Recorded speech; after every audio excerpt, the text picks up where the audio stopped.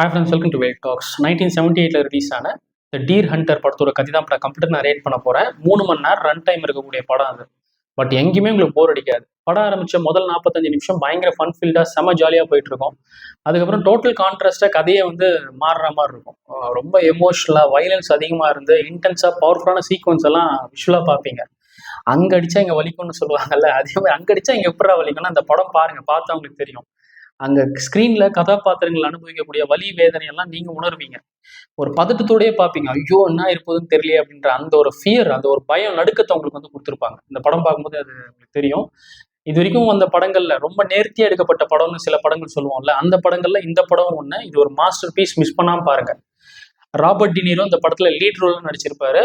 படத்தோட ஆரம்ப காட்சியிலிருந்து கிளைமேக்ஸ் வரைக்குமே அவருடைய பர்ஃபார்மன்ஸ், அவருடைய கண்ணிலே சில சீன்லாம் நடிச்சிருப்பார். அவருடைய உதட்டு அசைவா இருக்கும், ஃபேஷியல் எக்ஸ்பிரஷன்ஸ், பாடி லாங்குவேஜ், எந்த மீட்டருக்கு எப்படி நடிக்கணுமோ, அதாவது வாழ்ந்திருக்காங்கன்னு சொல்லலாம். இந்த படத்துல வர கதாபாத்திரங்கள் உண்மைக்கு நெருக்கமா சில விஷயங்களை எடுத்து வச்சிருப்பாங்க.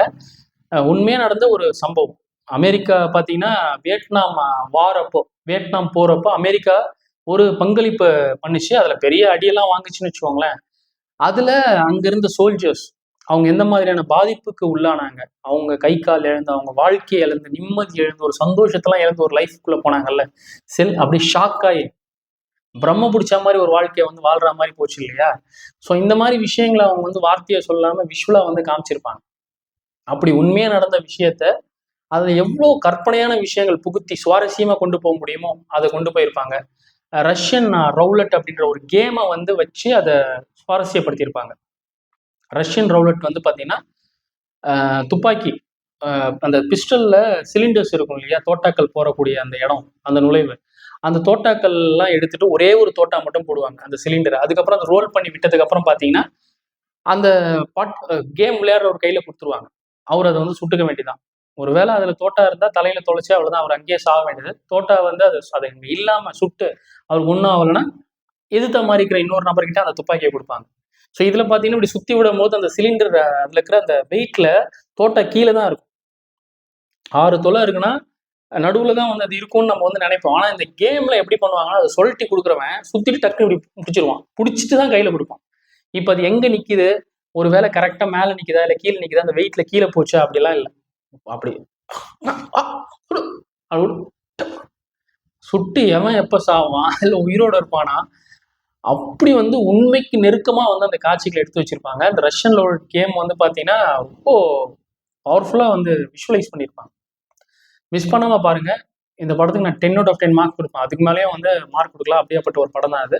ஃபர்ஸ்ட் வியட்நாம் வார் பத்தி நான் ஒரு இன்ட்ரோடக்ஷன் கொடுத்துறேன். அதுக்கப்புறம் அந்த கதைக்குள்ள போனா இன்னும் ஒரு ஈடுபாடு வரும், நீங்க கேட்பீங்கன்னு நினைக்கிறேன். 1955 வியட்நாம் சுதந்திரம் அடைஞ்சதுக்கு அப்புறம் வியட்நாமே 2 ஆயிடுச்சு. நார்த் வியட்நாம், சவுத் வியட்நாம்னு பிரிஞ்சுது.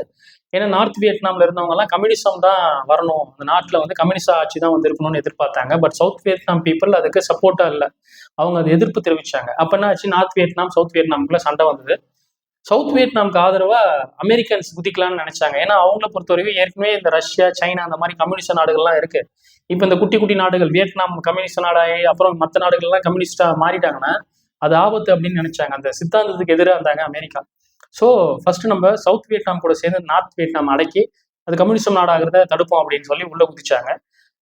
நார்த் வியட்நாமுக்கு ஆதரவா ரஷ்யா, சைனா போன்ற கம்யூனிஸ்ட் நாடுகள் சப்போர்ட்டுக்கு வந்தாங்க. இது இல்லாமல் நார்த் வியட்நாம்லேயே ஒரு மக்கள்லே ஒரு புரட்சியோட இருக்கக்கூடிய அங்க இருந்த ஒரு சிவிலியன் அமைப்பு ஒன்று இருந்த மக்களால, ஒரு வியட்காங்குன்னு சொல்லக்கூடிய மக்களே அந்த கம்யூனிசம் ஆதரவுக்கு போர்ல குதிக்கிற அளவுக்கு அங்க ஒரு வெறியோட இருந்தாங்க.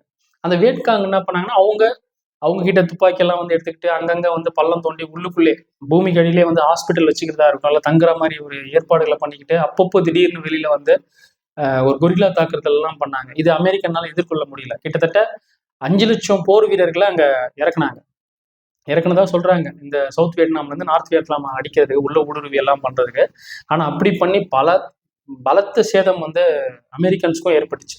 வியட்நாம்ல நிறைய பேர் இறந்து போனாலும் கூட அமெரிக்க போர் வீரர்களுக்கு இது அவசியமே கிடையாது. அவங்களுடைய நாட்டு அந்த முடிவுக்கான கட்டுப்பட்டு கிட்டத்தட்ட 58,000 போர் வீரர்கள் இறந்ததா சொல்றாங்க அஃபிஷியலா. இன்னும் நிறைய பேர் இருந்திருக்கலாம், அது கணக்கு தெளிவா தெரியல. ஆனா லட்சக்கணக்கான பேர்கள் காயமடைஞ்சுதான் வெளியில வந்தாங்க. கை கால் இழந்து, வாழ்க்கை இழந்து, அப்படியே வந்து பிரம்ம பிடிச்ச மாதிரி அந்த ஷாக்ல இருந்து வெளியில வர முடியாம எத்தனையோ பேர் வந்து இருந்தாங்க. இப்போ வரைக்குமே கூட வந்து நடபணமா வாழ்ந்துட்டு இருக்காங்க. அதுல நிறைய பொருட்சேதம் வந்து ஏற்பட்டுச்சு. 1955 இந்த பிரிவு வந்து நார்த் வியட்நாம், சவுத் வியட்நாம்னு பிரிஞ்சு 1975 தான் இந்த போர் முடிவுக்கு வந்துச்சு. கிட்டத்தட்ட 20 வருஷம் இது நடந்துச்சு. அந்த 75 முடிவும் எப்படி வந்ததுன்னா, நார்த் வியட்நாம் அந்த அந்த டீம் வந்து சவுத் வியட்நாம கம்ப்ளீட்டா உள்ள பூந்துட்டாங்க. சவுத் வியட்நாம் அது அவங்களுடைய தலைமை ஏகமா அந்த சிட்டியா வந்து இருந்தது பாத்தீங்கன்னா, சைகான் அப்படின்ற ஒரு சிட்டி இருந்துச்சு. அதுதான் வந்து சவுத் வியட்நாமுக்கு கேபிட்டலா இருந்துச்சு. அந்த சிட்டியை நார்த் வியட்நாம் ஆட்கள் உள்ள பூந்து பிடிச்சிட்டாங்க. இப்ப அந்த சைகான் என்ற சிட்டியே வந்து கிடையாது இப்ப சவுத் வியட்நாம்ல. ஸோ அது என்னவா இருக்குன்னா, ஹோச்சி மின் அப்படின்ற அங்க ஒரு ரூலர் இருந்தார் அந்த நார்த் வியட்நாம்ல. அவருடைய அந்த தலைவருடைய பேர் தான் இப்ப அங்க வச்சு அந்த ஹோச்சி மின் சிட்டி தான் வந்து இருக்கு. சைகானை வந்து தூக்கிட்டாங்க. அப்படி உள்ள பூந்தாங்க. அப்படி உள்ள போகும்போது 1975 ஆகஸ்ட் 29 அமெரிக்கா வந்து ஒரு ஆப்ரேஷன் பண்ணாங்க. ஆப்ரேஷன் ஃப்ரீக்வன்சி விண்டுன்னு சொல்லிட்டு அந்த ஆப்ரேஷனோட பேரு. அது என்னன்னா, அந்த சைகான்ல இருக்கிற மக்கள் சவுத் வியட்நாம் பீப்புள் இருக்காங்கல்ல, ஒரு 7000 பேரை அவங்க ஹெலிகாப்டர் அந்த மாதிரி மற்ற விமானங்கள்ல எல்லாம் வந்து ஏத்திக்கிட்டு ஒரு சேஃபான இடத்துக்கு கொண்டு போகணும்னு பார்த்தாங்க. ஏன்னா உள்ள வந்தா எவன வேணாலும் காலி பண்றாங்க. அந்த மாதிரியான வந்து இதாச்சு. இப்போ ஒரு வியட்நாமா தான் வந்து இருக்கு. அந்த டைம்ல 2 இருந்துச்சு இல்லையா? அந்த சைகான்ல இருந்த 7000 பீப்புளை வந்து அவங்க கூப்பிட்டுக்கிட்டு யுஎஸ்எஸ் ஹேங்காக் அப்படின்ற விமானம் தாங்கி கப்பல் இருந்துச்சு. அது 2ஆம் உலக போர்லலாம் அமெரிக்காவுக்கு பயங்கரமா சப்போர்ட்டா இருந்துச்சு. இந்த கடற்கரையில கடல்ல வியட்நாம் அந்த அந்த போர் விமானங்கள் எல்லாம் வந்து அந்த அமெரிக்கன் ஹேங்காக் இந்த யுஎஸ்எஸ் ஹேங்காக் அந்த விமானம் தாங்கி கப்பல் அங்க வந்து எல்லா விமானங்களையும் வச்சுட்டு இருந்தது. அதுல போய் லேண்ட் பண்ணலாம், இங்க ஹெலிகாப்டர் கூட்டு போய் அங்க இறக்கலாம்னு பார்த்தா ஆல்ரெடி அந்த கப்பல்ல வந்து நல்லா இயங்கக்கூடிய ஹெலிகாப்டர் இந்த மாதிரி விஷயங்கள்லாம் வந்து இருந்துச்சு. அது எல்லாமே வந்து தள்ளுனாதான், அது மேல இருந்து கீழே தள்ளி விட்டாதான் இதை இங்க லேண்ட் பண்ண முடியும். அப்படின்ற பட்சத்துல என்ன பண்ணாங்கன்னா, இருக்கிறது எல்லாமே தள்ளி விட்டுட்டு வந்து லேண்ட் பண்ணி 7000 மக்களுக்காக இவ்வளவு செலவு வேற பண்ணாங்க. இது எல்லாமே டிவி இந்த மாதிரி சோசியல் மீடியாலலாம் வந்து பரவச்சு. ஜனங்கள்லாம் பெருசா அதை கொண்டாடல. அவங்களுக்கு வந்து தேவையில்லாததுக்கு எதுக்கு இவ்வளவு செலவு பண்ணிட்டு இருக்கோம் அப்படின்னு சொல்லி ஆல்ரெடி இப்போ சவுத் வியட்நாமையும் வந்து நார்த் வியட்நாம் உள்ள வந்துருச்சு. அமெரிக்காவுக்கு இதுக்கப்புறம் அங்க வந்து பங்கு கிடையாது. இதுக்கப்புறமும் நம்ம சண்டை கண்டினியூ பண்ண வேண்டிய அவசியமும் கிடையாதுன்னொன்னே அந்த நாள் தான் கடைசி சாப்டர் வியட்நாம் வார்ல. எல்லாமே முடிஞ்சது இந்த ஆப்ரேஷன் ஃப்ரீக்வன்சி விண்டுக்கு அப்புறம். ஸோ அங்கிருந்து வெளில வந்தாங்க. இந்த ஃபூட்டேஜ் படத்துல வேற இருக்கும். அந்த போர் விமானம் தாங்கி கப்பல்ல எல்லாம் பாத்தீங்கன்னா அந்த ஹெலிகாப்டர் எல்லாம் வந்து நிஜமா கீழே தள்ளினாங்க இல்லையா? அது எவ்வளோ ரேட்டு, அந்த மாதிரி எத்தனை விமானங்களை வந்து தள்ளி அங்க வந்து லேண்ட் பண்ண வேண்டியதா இருந்துச்சு 7000 மக்களுக்காக. ஸோ இதெல்லாம் அவசியமே இல்லை அப்படின்னு சொல்லிட்டு மற்ற இதுல மூக்கு நுழைக்கிறத விட்டுட்டு அதுக்கப்புறம் அமெரிக்கன்ஸ் வந்து ஒதுங்கினாங்க. இதுல இந்த ராணுவ வீரர்கள் வந்து இருந்தாங்க இல்லையா, பார்ட்டிசிபேட் பண்ணவங்க, அவங்க லைஃப் எப்படிலாம் இருந்துச்சுன்ற அந்த ஒரு பர்டிகுலர் செக்மெண்ட் ரொம்ப சுவாரஸ்யமா வந்து சொல்லியிருப்பாங்க. அதுல வந்து நிறைய விஷயங்கள் ஃபிக்ஷன்லாம் பூத்தி தான் வந்து காமிச்சிருப்பாங்க. ஆனா பிரமாதமா எடுத்து வச்சிருப்பாங்க. கதை நடக்கிற களம் என்னன்னு பாத்தீங்கன்னா 1968. ஸோ 68ல இருந்து 1975 வரைக்கும் நடந்த சம்பவத்தை வந்து விஷுவலா காமிச்சிருப்பாங்க. ஸோ இப்போ ஃபர்ஸ்ட் சீன்ல இருந்து வந்து போகலாம். படத்தோட ஆரம்பத்துல ஒரு 5 ஃப்ரெண்ட்ஸை வந்து காமிப்பாங்க. மொத்தம் 6 பேர் இவங்கெல்லாம் ஃப்ரெண்ட்ஸ். பட் 5 பேர் வந்து ஸ்டீல் மில்லுல வந்து வேலை செஞ்சிருப்பாங்க, ஒரு ஸ்டீல் ஃபேக்டரி மாதிரி. ஸோ அதில் வந்து அந்த இரும்பெல்லாம் வந்து உருக்கி அதை வந்து அப்படியே வந்து ஷேப்புக்கு வந்து கொண்டு வர மாதிரியான வேலைகள் வந்து அங்கே செஞ்சுட்டு இருப்பாங்க 5 பேர். இன்னொருத்தன் 6வது ஃப்ரெண்டு வந்து பார்த்தீங்கன்னா பார்ல இருப்பான், பார் டெண்டரா இருப்பான். இந்த 5 பேர் தான் வந்து இந்த ஸ்டீல் மில்ல வேலை செய்யறது. ஒருத்தன் பேர் மைக், அவன் தான் நம்ம படத்தோட ஹீரோ, ராபர்ட் ஹீரோ. மைக்குன்னு தான் கூப்பிடுவாங்க. மைக்குன்னே மைண்ட்ல வச்சுக்கோங்க. அப்புறம் நிக்கு, ஸ்டீவ். இந்த நிக்கு, ஸ்டீவ் இவங்க 3 பேரும் தான் இன்னும் ஒரு 2 நாள்ல அமெரிக்க ராணுவத்துல போய் வியட்நாம்ல இறங்கி சண்டை போட போறது. இன்னும் ஒரு 2 நாள் அங்கெல்லாம் போறாங்க இவங்க 3 பேர். இது இல்லாம 2 பேர், ஸ்டான்லி அப்படின்னு ஒருத்தன், அதுக்கப்புறம் ஆக்சல் இவங்க எல்லாமே சேர்ந்து அந்த மில்லுல இருப்பாங்க. வேலையெல்லாம் முடிச்சுட்டு வெளில வருவானுங்க காலையில. வர சமயத்துல எல்லாரும் வந்து மைக்கு, ஸ்டீவ், நிக்கு இவங்களெல்லாம் வேற பிளஸ் பண்ண பார்த்து நடந்துக்கோங்கடா அப்படின்லாம் வேற சொல்லுவாங்க. மைக் கிட்ட வேற ஒருத்தன் சொல்லுவான், ஏய் மைக் பாத்துடா, டேஷ் பின்னாடி டிக்கி பாத்துரும், சூத்து பாத்துரும், தேவையில்லாம எங்கன்னா போய் நீட்டிட்டு இருக்க போற, அங்க துப்பாக்கி கொண்டு வாங்காம பாத்துக்கோ, பி கேர்ஃபுல் அப்படின்னு சொல்லுவான். அதெல்லாம் நான் பாத்துக்கிறேன் மச்சான் அப்படின்னு சொல்லுவான். இன்னொருத்தர், ஏய் மைக் எனக்காக நீ இன்னும் கொஞ்சம் பேர் அங்க சாவடிச்சிட்டு வா அப்படின்னு சொல்லுவான். கண்டிப்பா அப்படின்னு சொல்லி வர ஸ்டான்னு அப்புறம் ஆக்சல் இவங்க 2 பேர் தனியா இருப்பானுங்க. ஸ்டான் பாத்தீங்கன்னா கண்ணாடியில அவன் முகத்தை பார்த்துட்டு இருப்பான். அவனுக்கு மீச தாடி 2மே வளர்ந்துருக்காது. நம்ம எவ்வளவு அழகா இருக்கும்ன்றத அந்த கண்ணாடியில பார்ப்பான். பார்க்கும்போது இவன் நிக்கு, ஸ்டீவ் எல்லாம் வேற கலாய்ப்பாங்க அவன் ஸ்டானை. டேய் வாய்ப்பு இல்லை ராஜா, வாய்ப்பு இல்லை, அதாவது தாடிலாம் வளர வாய்ப்பு இல்லை, யூஸ்லெஸ், அதை நீ பார்த்து என்ன பிரயோஜனம் அப்படின்னு சொல்ல ஸ்டான் ஷார்ட் டெம்பர், செம கோவம் வந்துடும் அவனுக்கு. ஆக்சல்னா கூல் பண்ணுவான், ஃபக்கிங்கே அப்படின்னு சொல்லிட்டு. இந்த டைலாக் நல்லா இருக்கும், ஃபக்கிங்கே. அவன் அடிக்கடிக்கு இது சொல்றது வாத்த அப்படின்ற வார்த்தை தான் சொல்லுவான். அவன் கிடக்குறான் மச்சான் ஸ்டான், யூ லுக் பியூட்டிஃபுல் மச்சான் அப்படின்னு வந்து சொல்லுவான். சொன்ன உடனே ஸ்டான் என்ன பண்ணுவான், இருந்தாலும் அடங்காம அங்கேருந்து போய் இந்த ஸ்டீவ் இந்த நிக்கை வந்து பிடிக்கணும் வதைக்கணும் அப்படின்னு வந்து ஓடுவான். ஆக்சிலும் பின்னாடியே வந்து போவான். மைக்கு இவங்க எல்லாம் 5 பேரா வந்து அப்போ ஃபேக்டரி விட்டு வெளில வருவானுங்க. பார்த்தா அதுக்குள்ள இவன் கோவம்லாம் போயிடும் ஸ்டானுக்கு. வெளில வந்து பார்த்தா வானத்துல வந்து 3 சூரியன் இருக்க மாதிரி இருக்கும். ஒரு சூரியன் பெருசா இருக்கும், அதோடைய ரிஃப்ளெக்ஷன் மாதிரி 2 சூரியன் ஒரு பெரிய சர்க்கிள் மாதிரி இருக்கும். அது என்னதுடா அப்படின்னு வந்து தெரியல. ஏய் நேதுரா அது அப்படின்னு சொல்லி எல்லாம் கேட்பாங்க. அதுக்கு மைக் வந்து சொல்லுவான், ஏய் அது வந்து சன் டாக்ஸ்ன்னு சொல்லுவாங்கடா அப்படின்னா. அப்படின்னா அப்படின்னு கேட்டா, அதாவது சன் டாக்ஸ்னா ஒன்றும் கிடையாது. சூரியனுடைய ஒளி வந்து மேகங்கள்ல இந்த தண்ணி எல்லாம் இருக்கு இல்லையா, அது ரொம்ப கட்டி கட்டி கட்டி ஐஸ் கட்டி மாதிரி மேகங்கள்ல இருக்குன்னு, அதாவது அந்த கிளவுட்ஸ்ல இருக்குன்னு வச்சுக்கோங்களேன். அந்த டைம்ல என்ன ஆகும், சூரிய ஒளி அந்த கட்டியா இருக்கக்கூடிய அந்த தண்ணியில ஊடுருவி வெளியில வரும் பொழுது சூரிய ஒளியே வந்து 2 சூரியன் மாதிரி அந்த மாதிரி ரிஃப்ராக்ஷன் அந்த ஒரு பிம்பத்தை வந்து உண்டாக்குமா, அந்த லைட் இப்படி உள்ள வந்து வெளியில வரும்போது. அதுதான் சன்டாகா வந்து கிரியேட் ஆகுது. சரியா, அதுதான் சயின்டிஃபிக்கா. பட் இவன் என்ன சொல்லுவான், அதுக்கு ஒரு கான்செப்ட், அது சன்டாக்ஸ் மச்சான். எதனாலனா இது வந்து ஹண்டர்ஸ்க்கு, வேட்டையாடுறவங்களுக்கு ஒரு நல்ல சகுனம்னு சொல்லுவாங்க. ஊல்ஃப் இருக்குல்ல, வேட்டையாடுற அந்த ஓனா, அந்த கிரேட் ஓனா, செத்து போன அந்த மூதாதையர் அந்த ஓனா வந்து அதனுடைய சில்ட்ரன் ஓனாக்களுக்கு வந்து ஒரு சிக்னல் கொடுக்குது, வேட்டையாடுறதுக்கு ஒரு நல்ல சகுனம் அப்படின்னு சொல்லிட்டு அப்படின்னு வந்து மைக் சொல்ல, இதை ஸ்டான் நம்ப மாட்டான். டேய் என்னடா கதை விடுறேனா, டேய் நான் என்னைக்கு அவங்ககிட்ட எல்லாம் கதை விட்டுருக்கேன், ஆனா ஒண்ணு மச்சான் அப்படின்னு ஸ்டான் வந்து மறுபடியும் சொல்லுவான். ஆனா ஒண்ணு மச்சான், இப்பெல்லாம் நீ சொல்றத வந்து சில சமயங்கள்ல டாக்டர்ஸ்னாலதான் புரிஞ்சுக்க முடியும் போல அப்படின்னு சொல்லுவான். அது செம்ம காமெடி. ஏன்னா இவன் சொல்றது எங்களை மாதிரி நார்மலான புரிஞ்சுக்க முடியல, ஏன்னா நீ பைத்தியம் ஆயிட்ட, உன்னால டாக்டருக்கு தான் நீ சொல்றதெல்லாம் புரியும் அப்படின்னு சொல்ல, ஏய் விட்றா, சரி ஓகே இப்போ நம்ம இன்னைக்கு வேட்டையாட போலாமா அப்படின்னு வந்து பேசிப்பானுங்க. பேசணுன்னே ஸ்டீவுக்கு கோவம் வந்துடும். டேய் இன்னைக்கு எனக்கு கல்யாணம், ஆக்சுவலா ஸ்டீவுக்கு இன்னைக்கு கல்யாணம் வேற, இந்த கல்யாணம் முடிச்சுட்டு தான் இவர் வியட்நாம்ல போய் சண்டைலாம் வேற போடலான்னு இருக்காரு. எனக்கு கல்யாணம் வச்சுட்டு நீங்கெல்லாம் வந்து வேட்டையாட போலான்னு வேற பிளான் பண்ணிட்டு இருக்காங்களா, அது நல்ல சகுனம் சொல்லிட்டு அப்படின்னும் போது எல்லா ஃப்ரெண்ட்ஸும் வேற சொல்லுவானுங்க, நீ கவலைப்படாதடா, உனக்கும் ஏஞ்சலாக்கும் அவளுக்கும் இவனுக்கும் தான் கல்யாணம் இருக்கிறதா இருக்கு, உனக்கும் ஏஞ்சலுக்கும் கல்யாணம் முடிச்சுட்டு லீகலா உங்க 2 பேரும் ரூம்ல பேக் பண்ணி அமுச்சு வச்சுட்டு அதுக்கப்புறம் தான் நாங்கள் வேட்டைக்கு போவோம் என்ன அப்படின்னு சொல்லிட்டு போவாங்க. ஸ்டான் வேற ஸ்டீவை இன்னும் கலாய்ப்பான், உனக்கு நைட் எதனா டவுட்னா, ஏதாவது ஒரு விஷயத்துல டவுட்னா நீ கூச்சமே படாம என்ன கூப்பிடு அப்படின்னு வந்து சொல்லுவான். அதுக்கு இவன் ஸ்டான் இவன் சொல்லுவான், ஸ்டீவ் இப்பெல்லாம் நீ அடிக்கிற காமெடிக்கு சிரிப்பே வரல, கடுப்பு தான் வருது அப்படின்னு வந்து சொல்லுவான். சொல்லிட்டு இவங்க அப்படியே நடந்து வருவானுங்க. வந்துட்டு கார்ல ஏறுவானுங்க. மைக் வந்து கார் வச்சுட்டு இருப்பான், அதுல இவங்க 5 பேரும் ஏறி உட்காந்துட்டு போகும்போது ஒரு பெரிய ட்ரக்கு போயிட்டு இருக்கும். அந்த ட்ரக்கு ஏற்கனவே செவுறு ஓரமா, ஒரு பெரிய செவுறு ஓரமா தான் அது போயிட்டு இருக்கும். போனா அந்த சந்தில பூந்து ஓவர்டேக் பண்ண முடியுமாடா அப்படின்னு கேட்பாங்க. அதை மைக் வந்து பண்ணுவான். அந்த ஸ்டண்ட் பயங்கரமா இருக்கும். கொஞ்சம் கொஞ்சம் கொஞ்சம் அப்படியே போய் அந்த லாரியை அந்த ட்ரக்கை ஓவர்டேக் பண்ணி அப்படியே யூ டர்ன் போட்டு வருவானுங்க.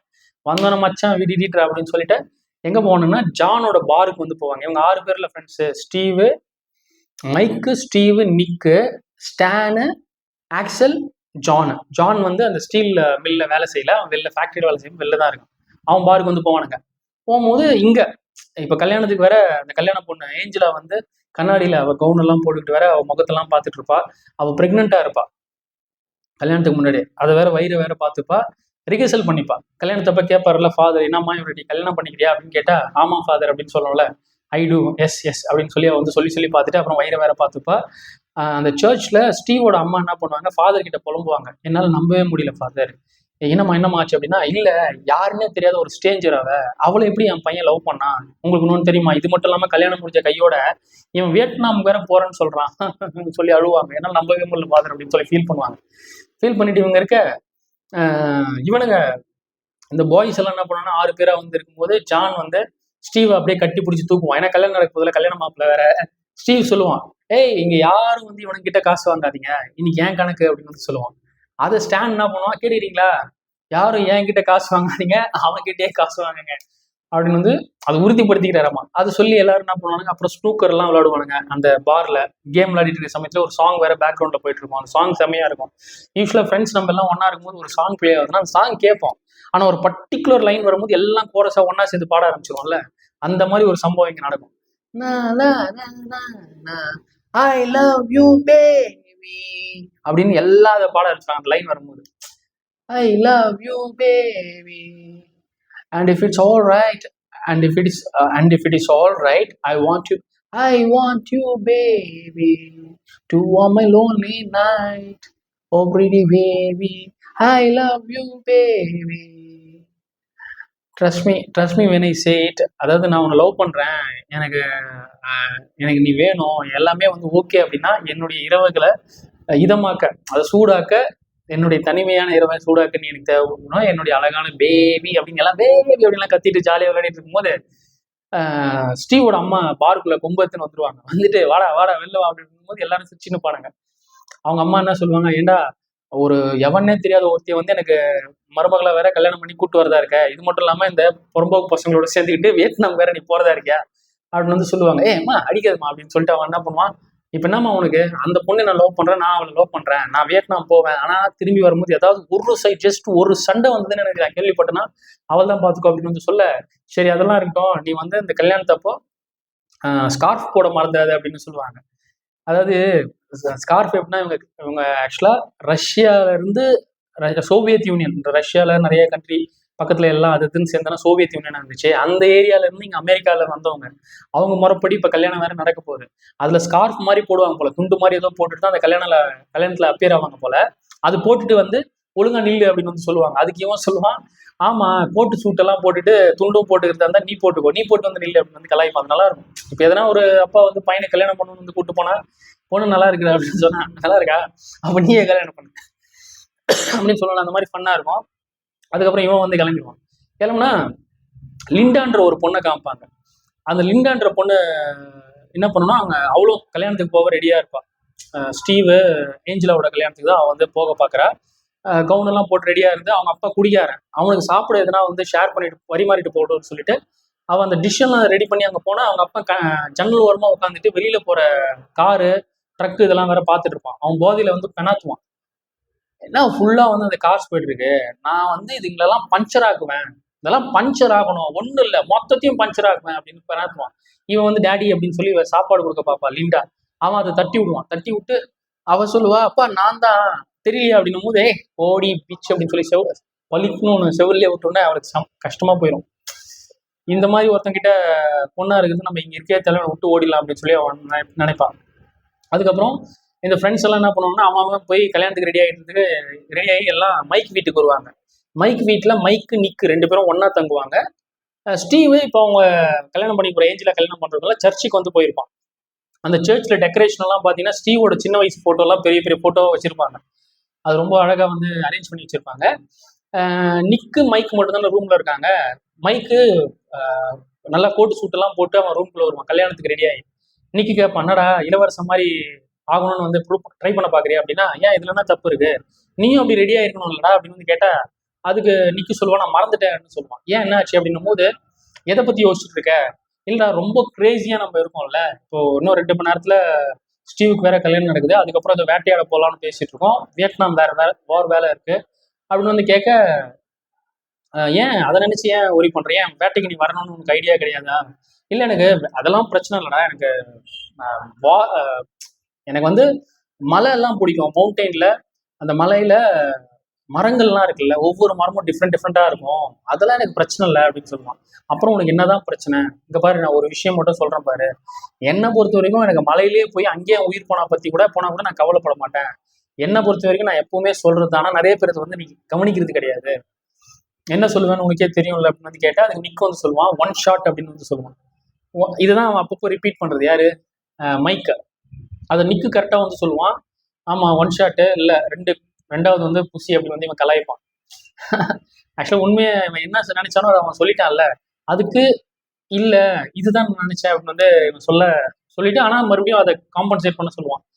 ஆமா இப்பெல்லாம் நான் வந்து ஒன் ஷாட்னு வந்து நினைக்கிறது இல்லை, இருந்தாலும் நான் வந்து சொல்றேன், ஒரு டீரை நம்ம வேட்டையாட போறோம்ல அங்க மவுண்டெயின்ல, அதை நம்ம வேட்டையாடும் போது ஒரே அடி தான் அடிச்சா அது வந்து காலியாயிடணும், அதனாலதான் நான் வேட்டையாட போகும்போது உன்ன மாதிரி ஒரு ஆள் நான் கூட்டு போகணும்னு பாக்குறேன், ஏன்னா நீ ரொம்ப ஃபாஸ்டா இருப்ப, மற்றவனுங்கெல்லாம் அந்த மாதிரி கிடையாதுடா, எல்லாம் வந்து பஞ்ச் ஆஃப் ஆஸ்ஹோல்ஸ் தான் வந்து இருக்கானுங்க அப்படின்னு சொல்ல, யாரா சொல்றேன்னா ஒருத்தனா இருந்தா பரவாயில்ல, நம்ம கேங்ல எல்லாரும் அப்படித்தானடா இருக்கானுங்க அப்படின்னு சொல்ல பண்ணி இவனுங்களுக்கு இப்படி பேசிட்டு இருப்பாங்க. அப்போ லிண்டா அங்க வந்துருவான், பெட்டி படிக்கெல்லாம் எடுத்துட்டு அங்க வந்த உடனே நிக்கு போய் அவகிட்ட பேச போவான்.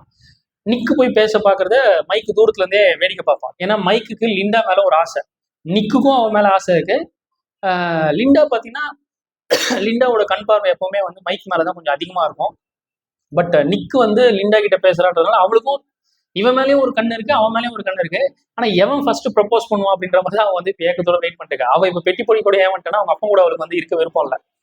இங்க தங்கிக்கலான்றதுக்காக வந்திருக்கா போல. அவ சொல்லுவா நிக்கி கிட்ட, இந்த மாதிரி எப்படியும் 2 நாள்ல நீங்க இங்க இருந்து வியட்நாம் போறீங்களா வார்க்கு, அதுக்கப்புறம் இங்க இடம் சும்மா தானே இருக்க போகுது, நான் தங்கிக்கலாம்னு நினைக்கிறேன், நான் தங்குறதுக்கு எதனா நீங்க காசு எதிர்பார்ப்பீங்களா அப்படின்னா கூட நான் கொடுக்குறேன் அப்படின்னு வந்து சொல்ல, அதுக்கு நிக்கு சொல்லுவான், யார்கிட்ட என்ன பேசிட்டு இருக்கேன்னு தெரியுதா, நீ நானும் எவ்வளவு நாள் பழகிட்டு இருக்கோம், அப்படிலாம் பேசாத ஓகே அப்படின்னு வந்து அவன் சொல்லுவான். மைக்கான இவங்க பேசிட்டு இருக்க சமயத்தையே அவன் வீட்டை விட்டு வெளில கிளம்பிடுவான். ஜன்னல் வழியா பார்ப்பான் அவங்க தூரத்துல பேசிட்டு இருக்கேன், சரி அவன் டிஸ்டர்ப் பண்ண மாட்டான், அவன் அப்படியே வெளில கிளம்புவான். கிளம்புனதுக்கு அப்புறம் நிக்கும் வந்து ஜாயின் பண்ணிப்பான் மைக் கூட. ஸ்டானு, ஆக்சல் இவனுங்க 2 பேரும் அவன் கேர்ள் ஃப்ரெண்டை வேற கூப்பிட்டு வந்திருப்பானுங்க அந்த கல்யாணத்துக்கு வந்து நம்ம போறதுக்கு, ஸ்டீவ் ஏஞ்சலா கல்யாணத்துக்கு. மறுபடியும் வந்து இவன் ஸ்டான் என்ன பண்ணுவான், கண்ணாடியில் அவனுடைய தாடி முகம் எல்லாம் வந்து பார்ப்பான், ஃபக்கிங் ஹே அப்படின்னு வந்து இவன் பேசுவான். ஆக்சல் அவன் எப்பவுமே வந்து அந்த கெட்ட வார்த்தை சூப்பரா இருக்குடா, யூஆர் பியூட்டிஃபுல் அப்படின்னு வந்து சொல்லுவான். கார்ல இவங்க எல்லாம் போய் இறங்குவாங்க. அந்த கல்யாணத்துல வந்து பாத்தீங்கன்னா ஃபாதர் வந்து கேட்பாரு ஏஞ்சலா கிட்டயும் ஸ்டீவ் கிட்டயும், என்ன ஸ்டீவ், முன்னாடி இருக்கிற இந்த பொண்ணு இவளை வந்து யாருடைய வற்புறுத்தல்னாலையும் வந்து இல்லை உன்னுடைய சொந்த முடிவால தான் ஏஞ்சலான்ற பொண்ணு நீ வந்து திருமணம் பண்ண சம்மதிக்கிற அப்படின்னு கேட்டா ஆமான்னு வந்து சொல்லுவான். இந்த ப்ராமிஸ் நீ வேற எந்த பொண்ணுக்கும் நீ கொடுக்கல கல்யாணம் பண்ணிக்கிறேன்ட்டு அப்படின்னு வந்து கேட்டா இல்லை யாருக்கும் நான் பண்ணல அப்படின்னு போது, அப்புறம் ஏஞ்சலா நீ முன்னாடி இருக்கால அந்த பையன், இவனை வந்து யாருடைய வற்புறுத்தலையோ கட்டாயத்து பேர்லயோ நீ வந்து உன்னுடைய கணவனா ஏத்துக்க இல்லைல்ல, இந்த ஸ்டீவ் வந்து உன்னுடைய விருப்பத்துல தானே நீ வந்து கல்யாணம் பண்ணிக்கணும்னு நினைக்கிறேன் அப்படின் போது ஆமா அப்படின்னு வந்து சொல்லுவா. வேற யாருக்கும் நான் கல்யாணம் பண்ணிக்கிறேன் நீ ப்ராமிஸ் பண்ணல அப்படின்னு வந்து கேட்டா இல்லைன்னு வந்து சொல்லுவா. அப்புறம் இவங்க 2 பேர் கல்யாணம் பண்ணி வச்சிருவாங்க. அந்த சர்ச்ல இருந்து அதுக்கப்புறம் ஒரு பார்ட்டி ஹாலுக்கு வந்து போவாங்க. எல்லாம் அங்கே போனோன்னா அவன் பயங்கரமா வந்து டான்ஸ் ஆடி செம்மையா என்ஜாய் பண்ணுவான். அவன் ஜோடியோட வந்து ஆடுவான்.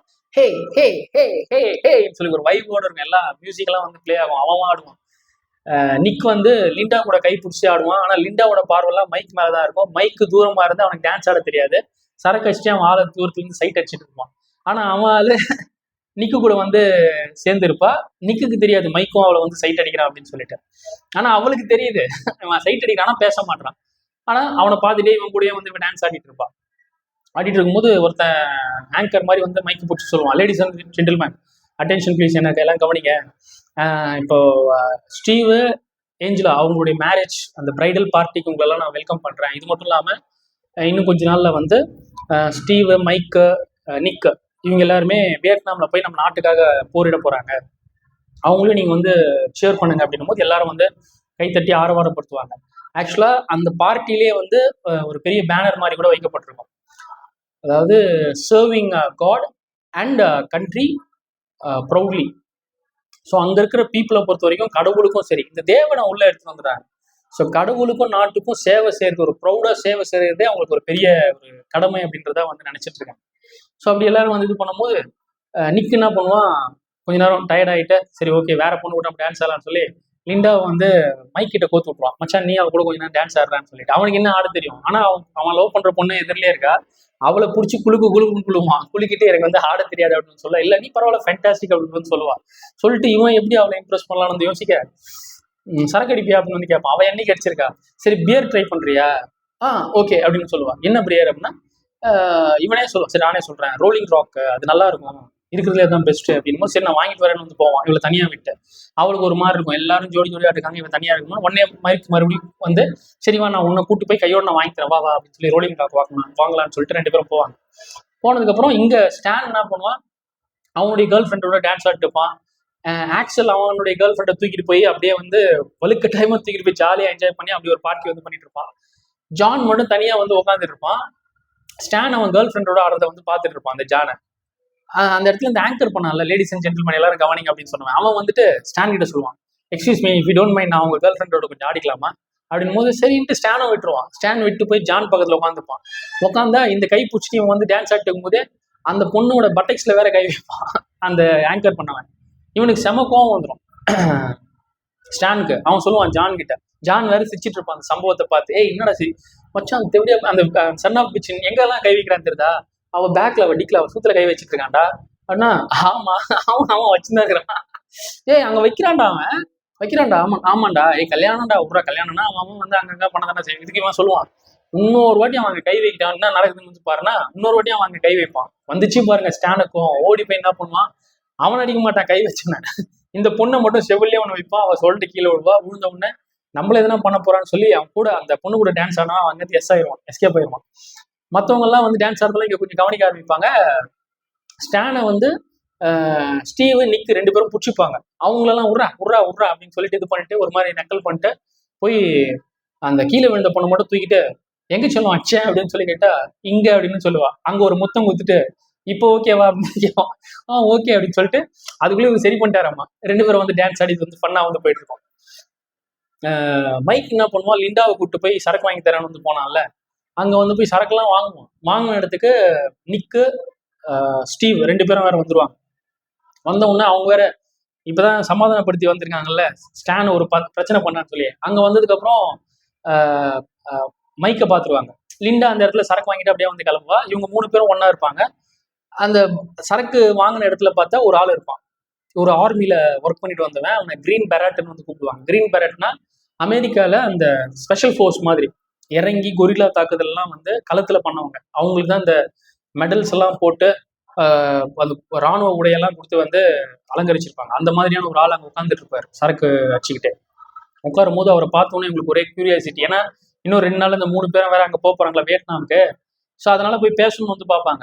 மைக் சொல்லுவான் ஏய் அப்படி நான் போய் பேச பார்க்கறேன் போது ஸ்டீவ் நிக் வந்து தடுப்பாங்க. போதில் எதுனா வந்து அவனை திட்டிட போகுது அப்படின்னு சொல்லி ஜஸ்ட் பேசதாண்டா போடுறேன் விடுங்கடா அப்படின்னு சொல்லிட்டோன்னே விட்டுருவாங்க. மைக் போய் பக்கத்துல போவான். போயிட்டு அங்கே ஜெரின்ற ஒரு ஆள் தான் வந்து சரக்கு ஊற்றி கொடுத்துருப்பான். அவன் ஜெரி அவர் கூத்து.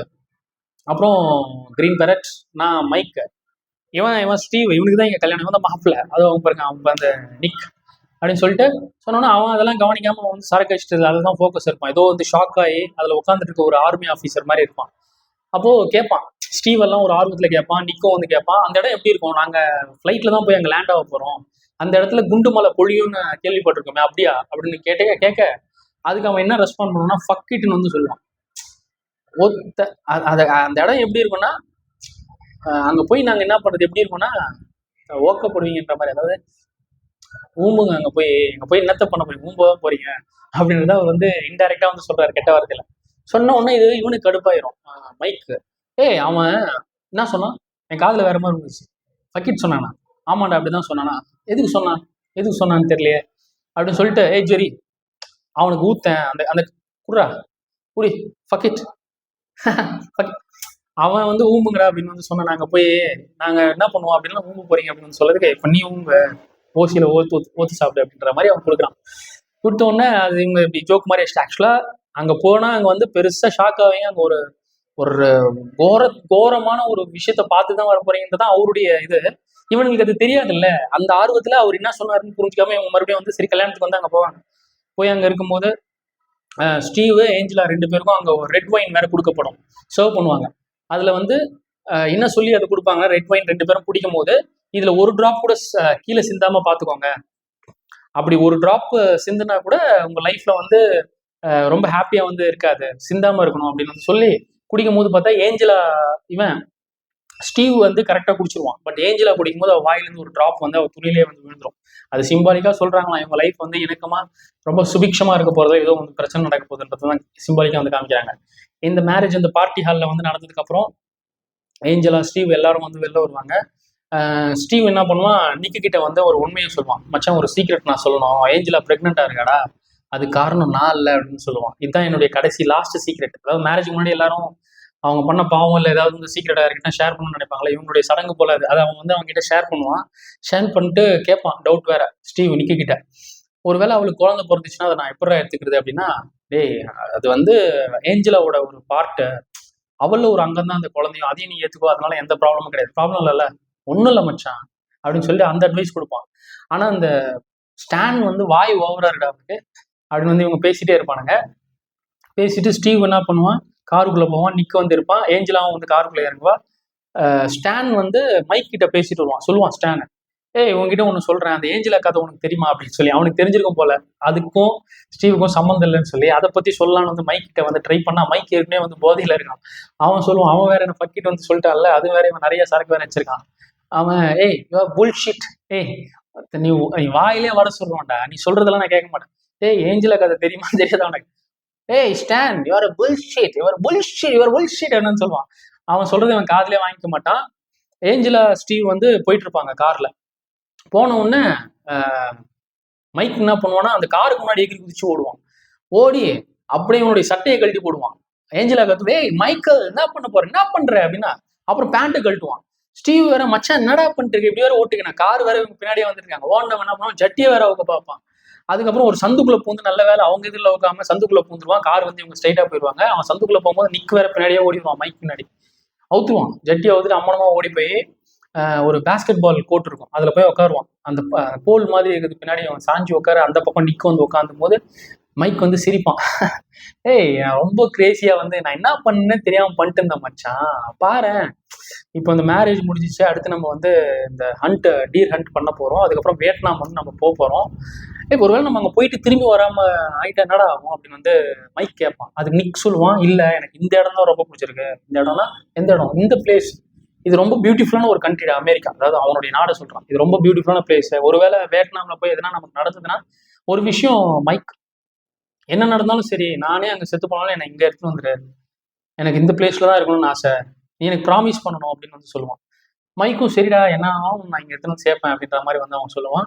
அடுத்து அந்த நைட்டு அது முடிஞ்சு விடிய காலையில என்ன பண்ணுவாங்கன்னா கார்ல இவங்கெல்லாம் வேட்டையாட போவாங்க. ஸ்டீவ் ஏஞ்சலா வந்து அவன் தான் ஃபர்ஸ்ட் நைட்டுக்கு அமுச்சு வச்சுட்டாங்க. மற்ற ஃப்ரெண்ட்ஸ் 5 பேரும் என்ன பண்ணுவாங்க, கார்ல வரும்போது ஒரு இடத்துல காரை நிப்பாட்டி உச்சா அர்ஜென்ட்டா வந்திருக்கும் போல. மைக் என்ன பண்ணுவானா ஓடி போய் உச்சா அடிப்பான். ஜானும் பின்னாடியே ஜாயின் பண்ணி அவனும் அடிச்சிட்டு இருப்பான். அப்போ மைக் சொல்லுவான், 36 பேர் அதுதான் இப்போ தண்ணியா அந்த ஓடுது உச்சா போகும்போது. அப்புறம் ஜான், உனக்கு எப்பயாச்சும் இது நடந்திருக்கா, சரக்கு அடிச்சுட்டு உச்சா போறது, அது எப்படா நீ பண்ணிருக்கிய அப்படின்னு வந்து கேட்க, நான் எப்படா பண்ணேன் அப்படின்னு அவன் கேட்க, அதுக்குள்ள மைக்கு உச்சா போனதெல்லாம் முடிச்சுட்டு ஓடி போய் கார்ல ஏறிடுவான். ஜான் அப்பதான் வந்து ஃபினிஷ் பண்ற ஸ்டேஜ். அவன் ஓடி வந்து கார்ல ஏறினான்னு பார்த்தா அதுக்குள்ளே இவனுக்கு காரை எடுத்துருவானுங்க. அவனை வேணுட்டே வெறுப்பேத்த கார் எடுத்துட்டு ரொம்ப தூரம் போயிடுவாங்க. இவன் கத்துவான், ஏ நில்லுடா. நம்ம ஃப்ரெண்ட்ஸ் எல்லாம் விளையாடுவோம்ல அந்த மாதிரி. இதனால அல்டிமேட்டான சீன். அவங்க நித்தாம போவாங்களா, இவன் ரொம்ப ஃப்ரஸ்ட்ரேட் ஆவான். ஆனா கொஞ்ச நேரம் கழிச்சு அந்த கார் ரிவர்ஸ்ல வரும். அவன் புரிஞ்சுப்பான், ஓ விளையாடுறீங்களா அப்படின்னோடனே இவர் என்ன பண்ணுவாரு, இதுக்கெல்லாம் நான் பயப்படுற ஆள் இல்லைன்ட்டு அதை சிம்பாலிக்கா காமிக்கணும்னு அங்க ஒரு போஸ்ட் மாதிரி இருக்கும், அதுல போய் உட்காந்துட்டு ஏதோ ட்ரெஸ் சரி பண்ற மாதிரி, நீங்க விட்டு போனாலும் நான் ஃபீல் பண்ண மாட்டேன் அப்படின்னு சொல்லி அதை வந்து பண்ணிட்டு இருப்பாரு. ரிவர்ஸ்ல வந்த கார் நிப்பாட்டணும்னா மறுபடியும் போய் ஏறலான்னு பார்க்க, ஓ அப்ப நீ பதற மாட்ட அப்படின்னு சொல்லி அவங்க வேணுட்டே மறுபடியும் கார் எடுப்பாங்க. எடுத்த உடனே இப்ப பதறுவான் உண்மையா. ஆனா அது அவரை திருப்பி கார் எடுத்துட்டு வந்தோடனே, இப்ப எடுக்க மாட்டீங்களா அதெல்லாம் எடுக்க மாட்டேன் ஏறு நான் சொன்ன. ஜான் உள்ள ஏறிப்பான். ஏறிட்டு அந்த கார்ல வந்து போய் அவங்க ஒரு மலை ஸ்பாட்ல வந்து நிப்பாட்டுவாங்க. இவங்க யூஸ்வலா அங்க போய் தான் வேட்டையாடுவாங்க போல.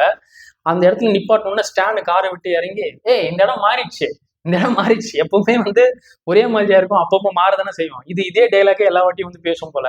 அதை கேட்டு மைக் சொல்லுவான், இவரை புல்ஷிட், எப்பவுமே அதெல்லாம் வந்து சொல்லியிருந்தா இருப்போம், புல்ஷிட் அப்படின்னு வந்து சொல்ல, ஃபக்கிங் அப்படின்னு வந்து ஆக்சல் வந்து சொல்லுவான். ஆக்சலை பார்த்து மைக் வேற சொல்லுவான், உங்க வெக்காபுலரி எனக்கு பிடிச்சிருக்கு, என்னது ஃபக்கிங் குட் மச்சான் அப்படின்னு சொல்ல, எனக்கு பசிக்குது அப்படின்னு வந்து ஸ்டாண்ட் சொல்லுவானா.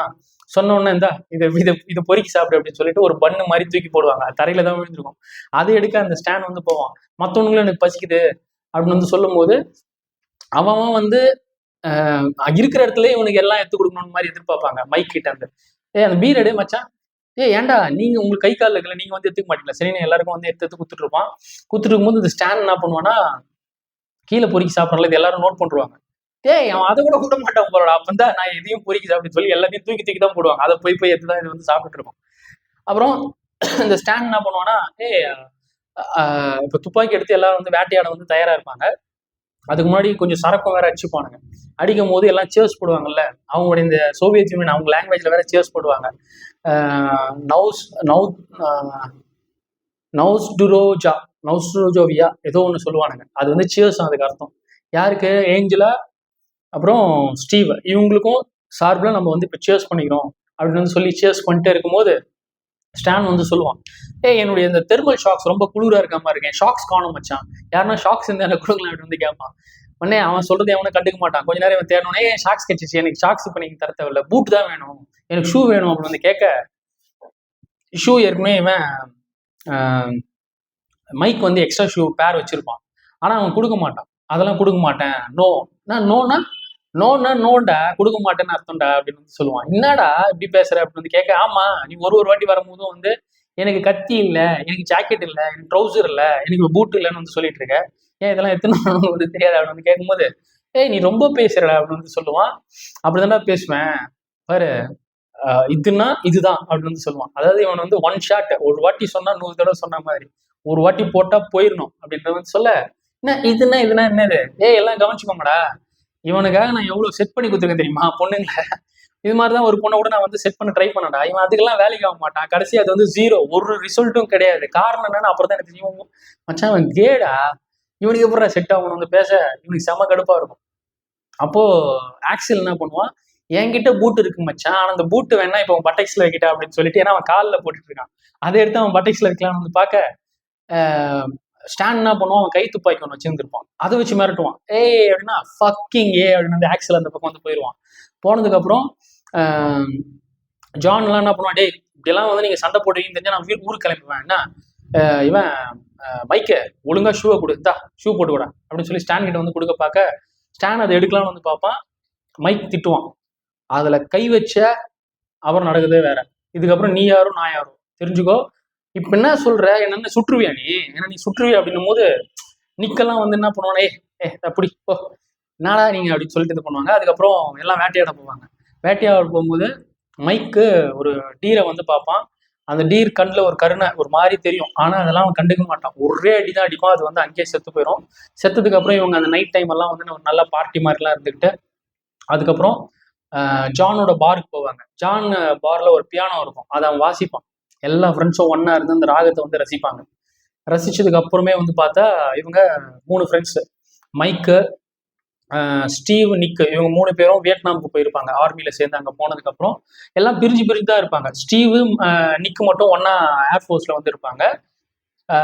மைக்கு அவன் ஒரு கிரீன் பெரட் மாதிரி, அதாவது கொரில்லா தாக்குதல், அவனே வந்து தனியா இறங்கி அந்த பேட்டில் ஃபீல்ட்ல வந்து சண்டை போடுற மாதிரி இருக்கும். அதுவும் அந்த நார்த் வியட்நாம் ஆட்கள் எல்லாம் உள்ள வந்து பதுங்கு குழியில இருக்கக்கூடிய மக்கள் எல்லாம் பார்த்து கூட குண்டு போடுவானுங்க, பச்சாதாவுமே பார்க்க மாட்டாங்க.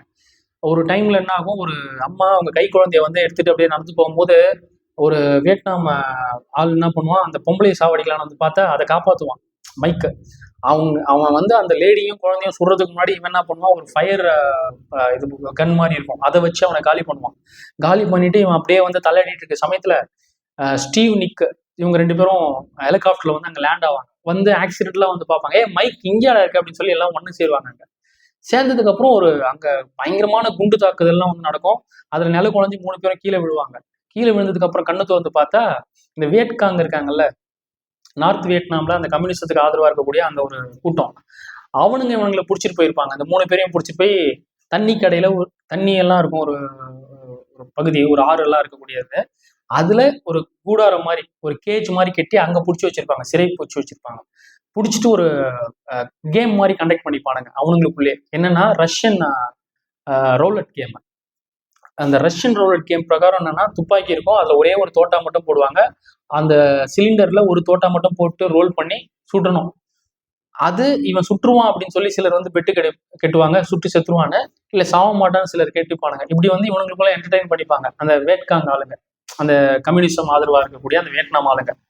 ஸோ இப்படி இவங்க விளையாடிட்டு இருக்கிறத பண்ணும்போது இங்க சிறைப்பட்டு இருக்கிறது ஸ்டீவு, நிக்கு, மைக்கெல்லாம் வேற இருப்பாங்க. ஸ்டீவ் இது எனக்கான இடம் இல்லடா மச்சான், பயமா இருக்கா அப்படின்னு சொல்லி அதை நடுங்குவான். ஏன்னா அங்க மேல நடக்குது, இங்க இருந்து பார்த்தாவே அது ஒரு மூங்கில் கேஜ் மாதிரி தான் இருக்கும், இதுல இருந்து பார்த்தாவே தெரியும் என்ன நடக்குதுன்னு சொல்லிட்டு. அவன் அப்படியே என்ன பண்ணுவான், ரோல் பண்ணி சுடு, ஒன்னும் ஆகாது, இன்னொருத்தன் கொடுப்பான், உடனே இந்தா நீ சுடு அப்படின்னு சொல்லி சுட்டு கீழே விழுந்தோம்னா தலையில இருந்து ரத்தம் பீச்சி அடிக்கும். அந்த ரத்தத்தை இவன் காலை வச்சு அமுக்குவான். யாரு, இந்த வியட்காங்காலு அந்த லீடரு காலை வச்சு அண்டை கொடுக்குற மாதிரி அழுணுவான். அதெல்லாம் கொடூரமான சீன். அதை பார்த்து ஸ்டீவ் வந்து இங்க நடுவான், மச்சான் பயமா இல்ல. மைக் சொல்லுவான், ஏன் ஸ்டீவ் நீ இதை பத்தி யோசிக்காத, வேற எதுனா யோசிக்கிற, மைண்ட் டைவர்ட் பண்ற அப்படின்னு சொல்ல, அதுக்குள்ள ஸ்டீவ், மைக்கு இவங்க 2 பேருமே கூட்டு போய் நேருக்கு நேரம் உட்கார வச்சிருக்காங்க. 2 பேர்ல ஒருத்தன் தான் உயிர் வாழ்ற மாதிரி இருக்கும்ல. அது சுத்தும் போதே வந்து இவங்கிட்ட கொடுப்பாங்க துப்பாக்கிய, மைக் கிட்ட. மைக் வந்து சுட்டு பார்ப்பான், ஆனா அவனுக்கு எதுவும் அந்த தோட்டம் இருந்திருக்காது. ஸ்டீவ் கிட்ட கொடுத்தா ஸ்டீவ் வந்து பயப்படுவான். ஸ்டீவன் சொல்லுவான், இல்லடா எப்படி இருந்தாலும் நம்மளை சாவடிச்சிருவாங்க ஸ்டீவ், நீ ட்ரை பண்ணு, ஒன்னாவது இடியட் பண்ற அப்படின்னா அவன் இவன் இப்படி தூண்டி விடுறத பார்த்துட்டு அங்க இருக்கிற வியட்நாம் ஆளுங்கெல்லாம் வந்து மைக்கை வேற அடிப்பானுங்க, வாய்முடு அப்படின்னு சொல்லிட்டு. ஸ்டீவ் ஆனா நடுங்கிட்டே தான் இருப்பான். டப்புன்னு சுடுவான். சுடும் போது என்னாகும், அவன் வந்து அவன் தலையில சுட மாட்டான். இப்படி ஒரு மாதிரி சுட்ட உடனே அது மேல இருக்கிற ரூஃபை தான் வந்து அடிக்கும். ஆனா அவன் தலையில லைட்டா ஸ்கிராட்ச் அடிச்சுட்டு தான் போய் அடிக்கும். அடிச்ச உடனே என்ன பண்ணுவாங்க, இவங்க வந்து ஃபேக்கா ஒரு தப்பான கேம் வந்து விளையாட்டான் அப்படின்னு சொல்லிட்டு ஸ்டீவை பிடிச்சி இன்னொரு கேஜில் வந்து போட்டிருப்பாங்க. ஏற்கனவே பணங்கள்லாம் இருக்கிற அந்த ஒரு கேஜ். எல்லாரும் இப்போ சாவடிக்கு தான் போறாங்க. இப்படி கேம் விளையாடி சாவடிக்கிறாங்க. அதுல செத்த பணம்லாம் இருக்கும். அதுல ஸ்டீவை தூக்கி போடுவாங்க. அவன் வேற சித்த பிரம ஒரு ஷாக் பிடிச்சவங்க மாதிரி அப்படியே வந்து இருப்பான். அங்க எலிங்கெல்லாம் வேற இருக்கும். மைக் இங்க எலிங்கெல்லாம் இருக்குடான்னு வந்து சொல்லுவான். ஆக்சுவலா இது வந்து இந்த டேரக்டரோட பேரும் மைக் தான். இந்த படத்தை எடுத்த டேரக்டர். அது உண்மையா எடுக்கப்பட்ட ஃபுட்டேஜ். அது அந்த ஏன்னா இந்த படத்துல ஹீரோவோட பேரும் மைக் இல்ல, அதை அப்படியே வந்து யூஸ் பண்ணிக்கிட்டாங்க அப்படின்னு சொல்றாங்க இந்த படத்தோட இன்ட்ரெஸ்டிங் ஃபேக்ட்ல. மைக்கு இப்ப கீழே விட்டுருவாங்க அவனை மறுபடியும். ஏன்னா இப்ப மைக் இதுல ஜெயிச்ச மாதிரி அடுத்த ரவுண்டுக்கும் இவனை வந்து கூப்பிடுவானுங்க போல. அதுக்குள்ள மைக் என்ன பண்ணுவான், கீழே நிக்கு வேற இருக்கான்ல, நிக்கி கிட்ட சொல்லுவான், டேய் ஸ்டீவ் அவ்வளவுதான்டா, என்னடா அவ்வளவுதான், அவனை நம்ம காப்பாத்தணும் மச்சான் அப்படின்னு சொல்ல, ஃபர்ஸ்ட் அவனை விடு, நம்ம 2 பேரும் எப்படி காப்பாற்றப்படுவோம் அப்படின்னு வந்து யோசி. என்னடா பண்றது அப்படின்னா, இப்போ அவன் எப்படியும் வந்து நம்மள மறுபடியும் கொஞ்ச நேரம் கழிச்சு கூப்பிடுவான்.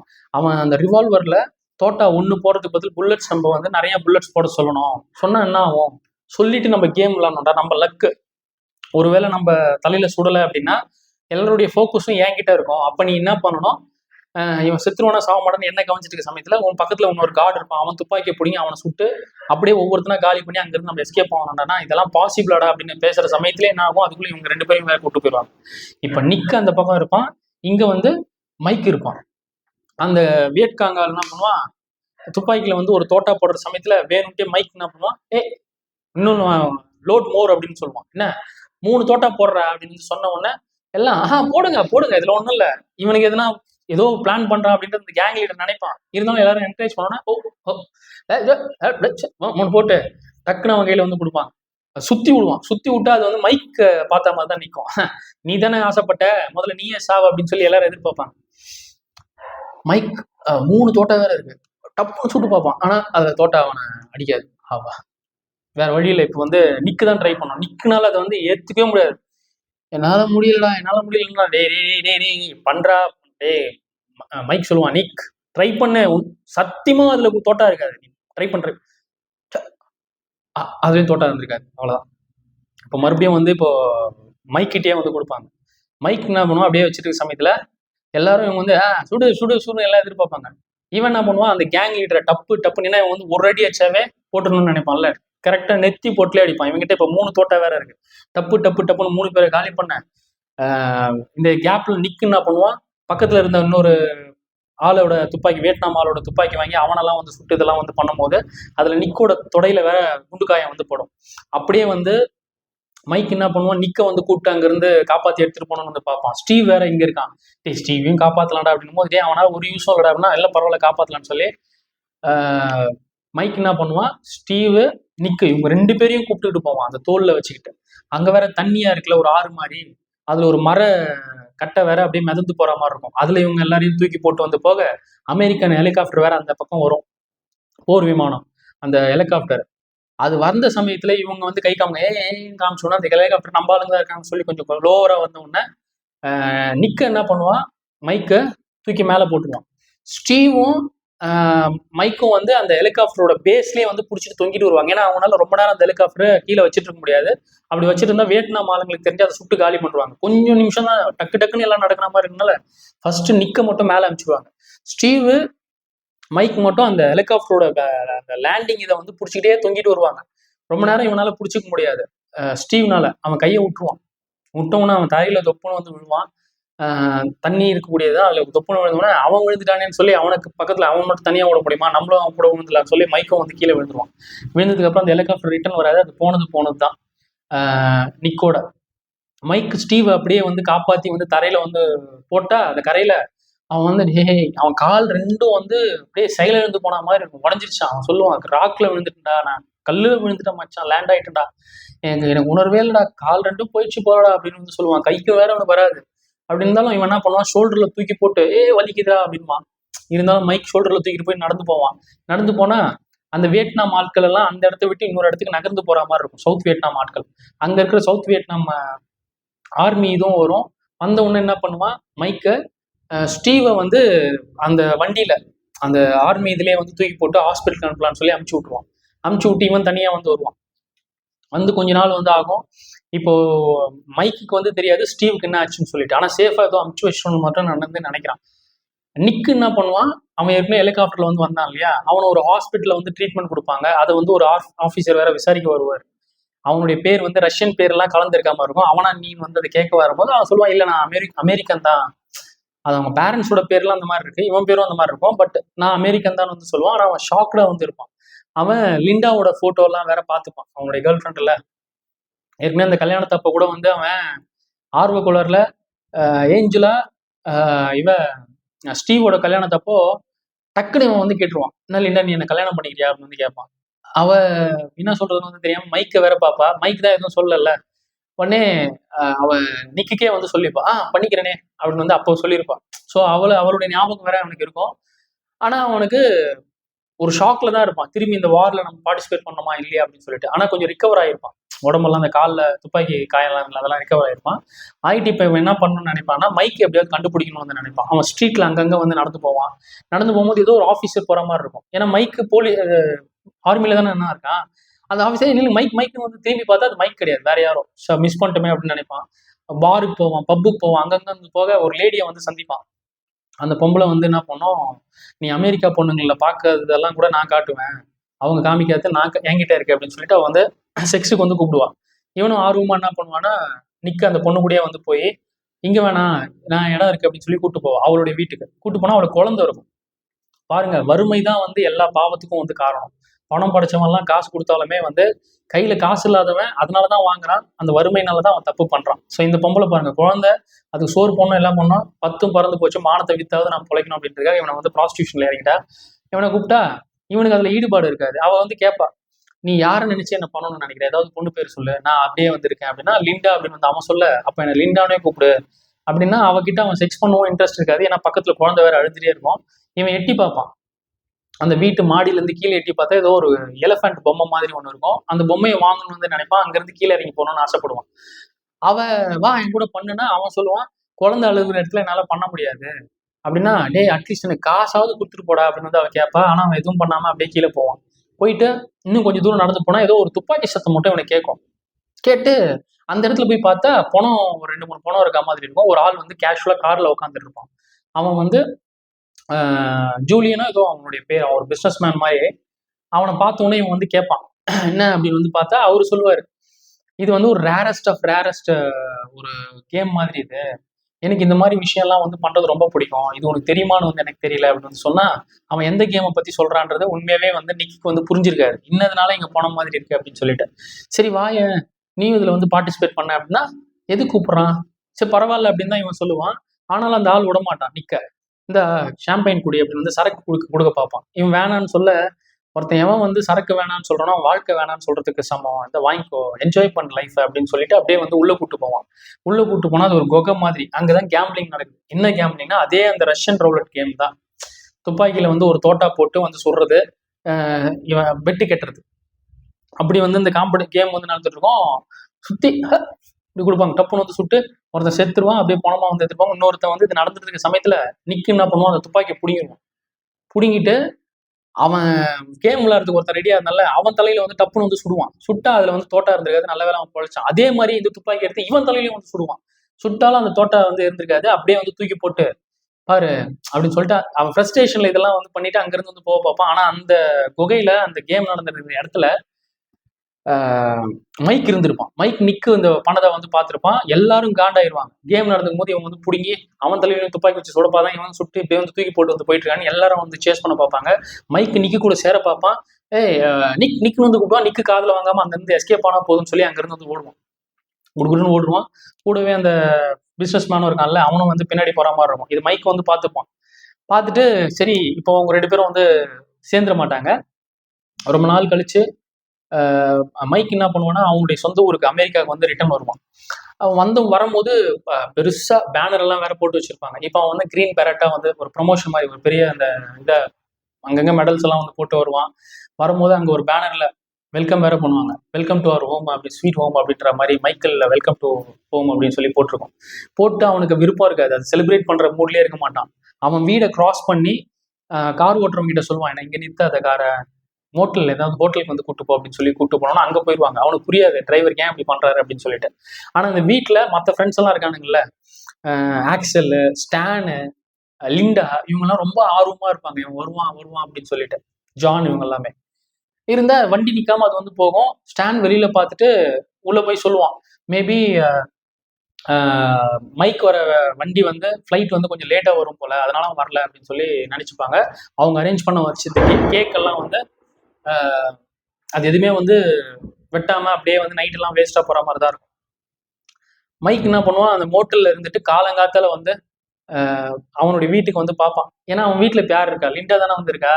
இவனுக்கு ஃப்ரெண்ட்ஸ் எல்லாம் வேற எல்லாரும் என்ன பண்ணிருக்காங்க, கேக்கெல்லாம் வச்சுருந்தானுங்களே, நைட்டெல்லாம் அங்கே இருந்துருப்பானுங்க. இவன் வரலன்னு ஸ்டானு, ஆக்சலு, அப்புறம் ஜான் இவங்கெல்லாம் அங்கேருந்து கிளம்புவாங்க. லிண்டா மட்டும் வீட்டுக்குள்ளே போவா. அவள் போனதுக்கப்புறம் இவனும் முன்னாடியே போவான். மைக்கை போயிட்டு காலிங் பெல் அடிக்க பார்ப்பான். கதவு ஓப்பனில் தான் இருக்குது, உள்ளே வாங்க அப்படின்னு வந்து சொல்ல, யாருன்னு தெரியாம தான் வந்து சொல்றா. ஏன்னா போனவனுங்க திருப்பி ஏதாவது பொருள் வச்சுட்டு வர பாக்குறாங்களா அப்படின்ற நினைப்புல, என்னது இது அப்படின்னு சொல்லி திரும்பி வந்து பார்த்தா போனவங்க வரல, மைக் தான் வந்திருக்கான். வந்து மைக் அப்படின்னு சொல்லிட்டு வந்து கட்டி பிடிச்சிப்போ ஒரு சந்தோஷத்துல அவன் சொல்லுவான், நீ ரொம்ப அழகாயிட்ட அப்படின்னு வந்து சொல்லுவான். சொன்ன உடனே இவன் கேட்பான், நிக்கு இல்லையா அப்படின்னு வந்து கேட்பான். நிக்கு இங்க வந்திருப்பான்னு வந்து அவன் நினைச்சிருப்பான் போல. அவன் சொல்லுவா, இல்ல அவன் உன் கூட இருப்பான்னு நினைச்சேன். அதுக்கப்புறம் நாங்கள் அவனை பற்றி என்ன கேள்விப்பட்டோம்னா, அவன் டியூட்டியில் ஆப்சண்டாக இருக்கான்னு தெரிஞ்சது எங்களுக்கு. வேலை செய்யாமல் அவன் இப்போ வந்து வெளியில் ஏதோ சுற்றிட்டு இருக்கான் போல அப்படின்ற விஷயம் மட்டும் தான் எனக்கு வந்து தெரியும்னு வந்து சொல்லுவா. அதுக்கப்புறம் அவன் சூப்பர் மார்க்கெட்டில் ஒர்க் பண்ணிட்டு இருக்கான், அந்த விஷயம் வந்து இவன் தெரிஞ்சுப்பான். இன்னும் நீ அங்கே தான் ஒர்க் பண்ணிட்டு இருக்கேன் அப்படின்னு வந்து கேட்பான். ஆமான்னு வந்து சொல்லுவா. சொன்னதுக்கப்புறம் இவன் என்ன பண்ணுவான்னா, ஒரு ஸ்வெட்டர் ரெடி பண்ணியிருப்பா நிக்குக்கு. அந்த ஸ்வெட்டரை வந்து இவனுக்கு காமிப்பா.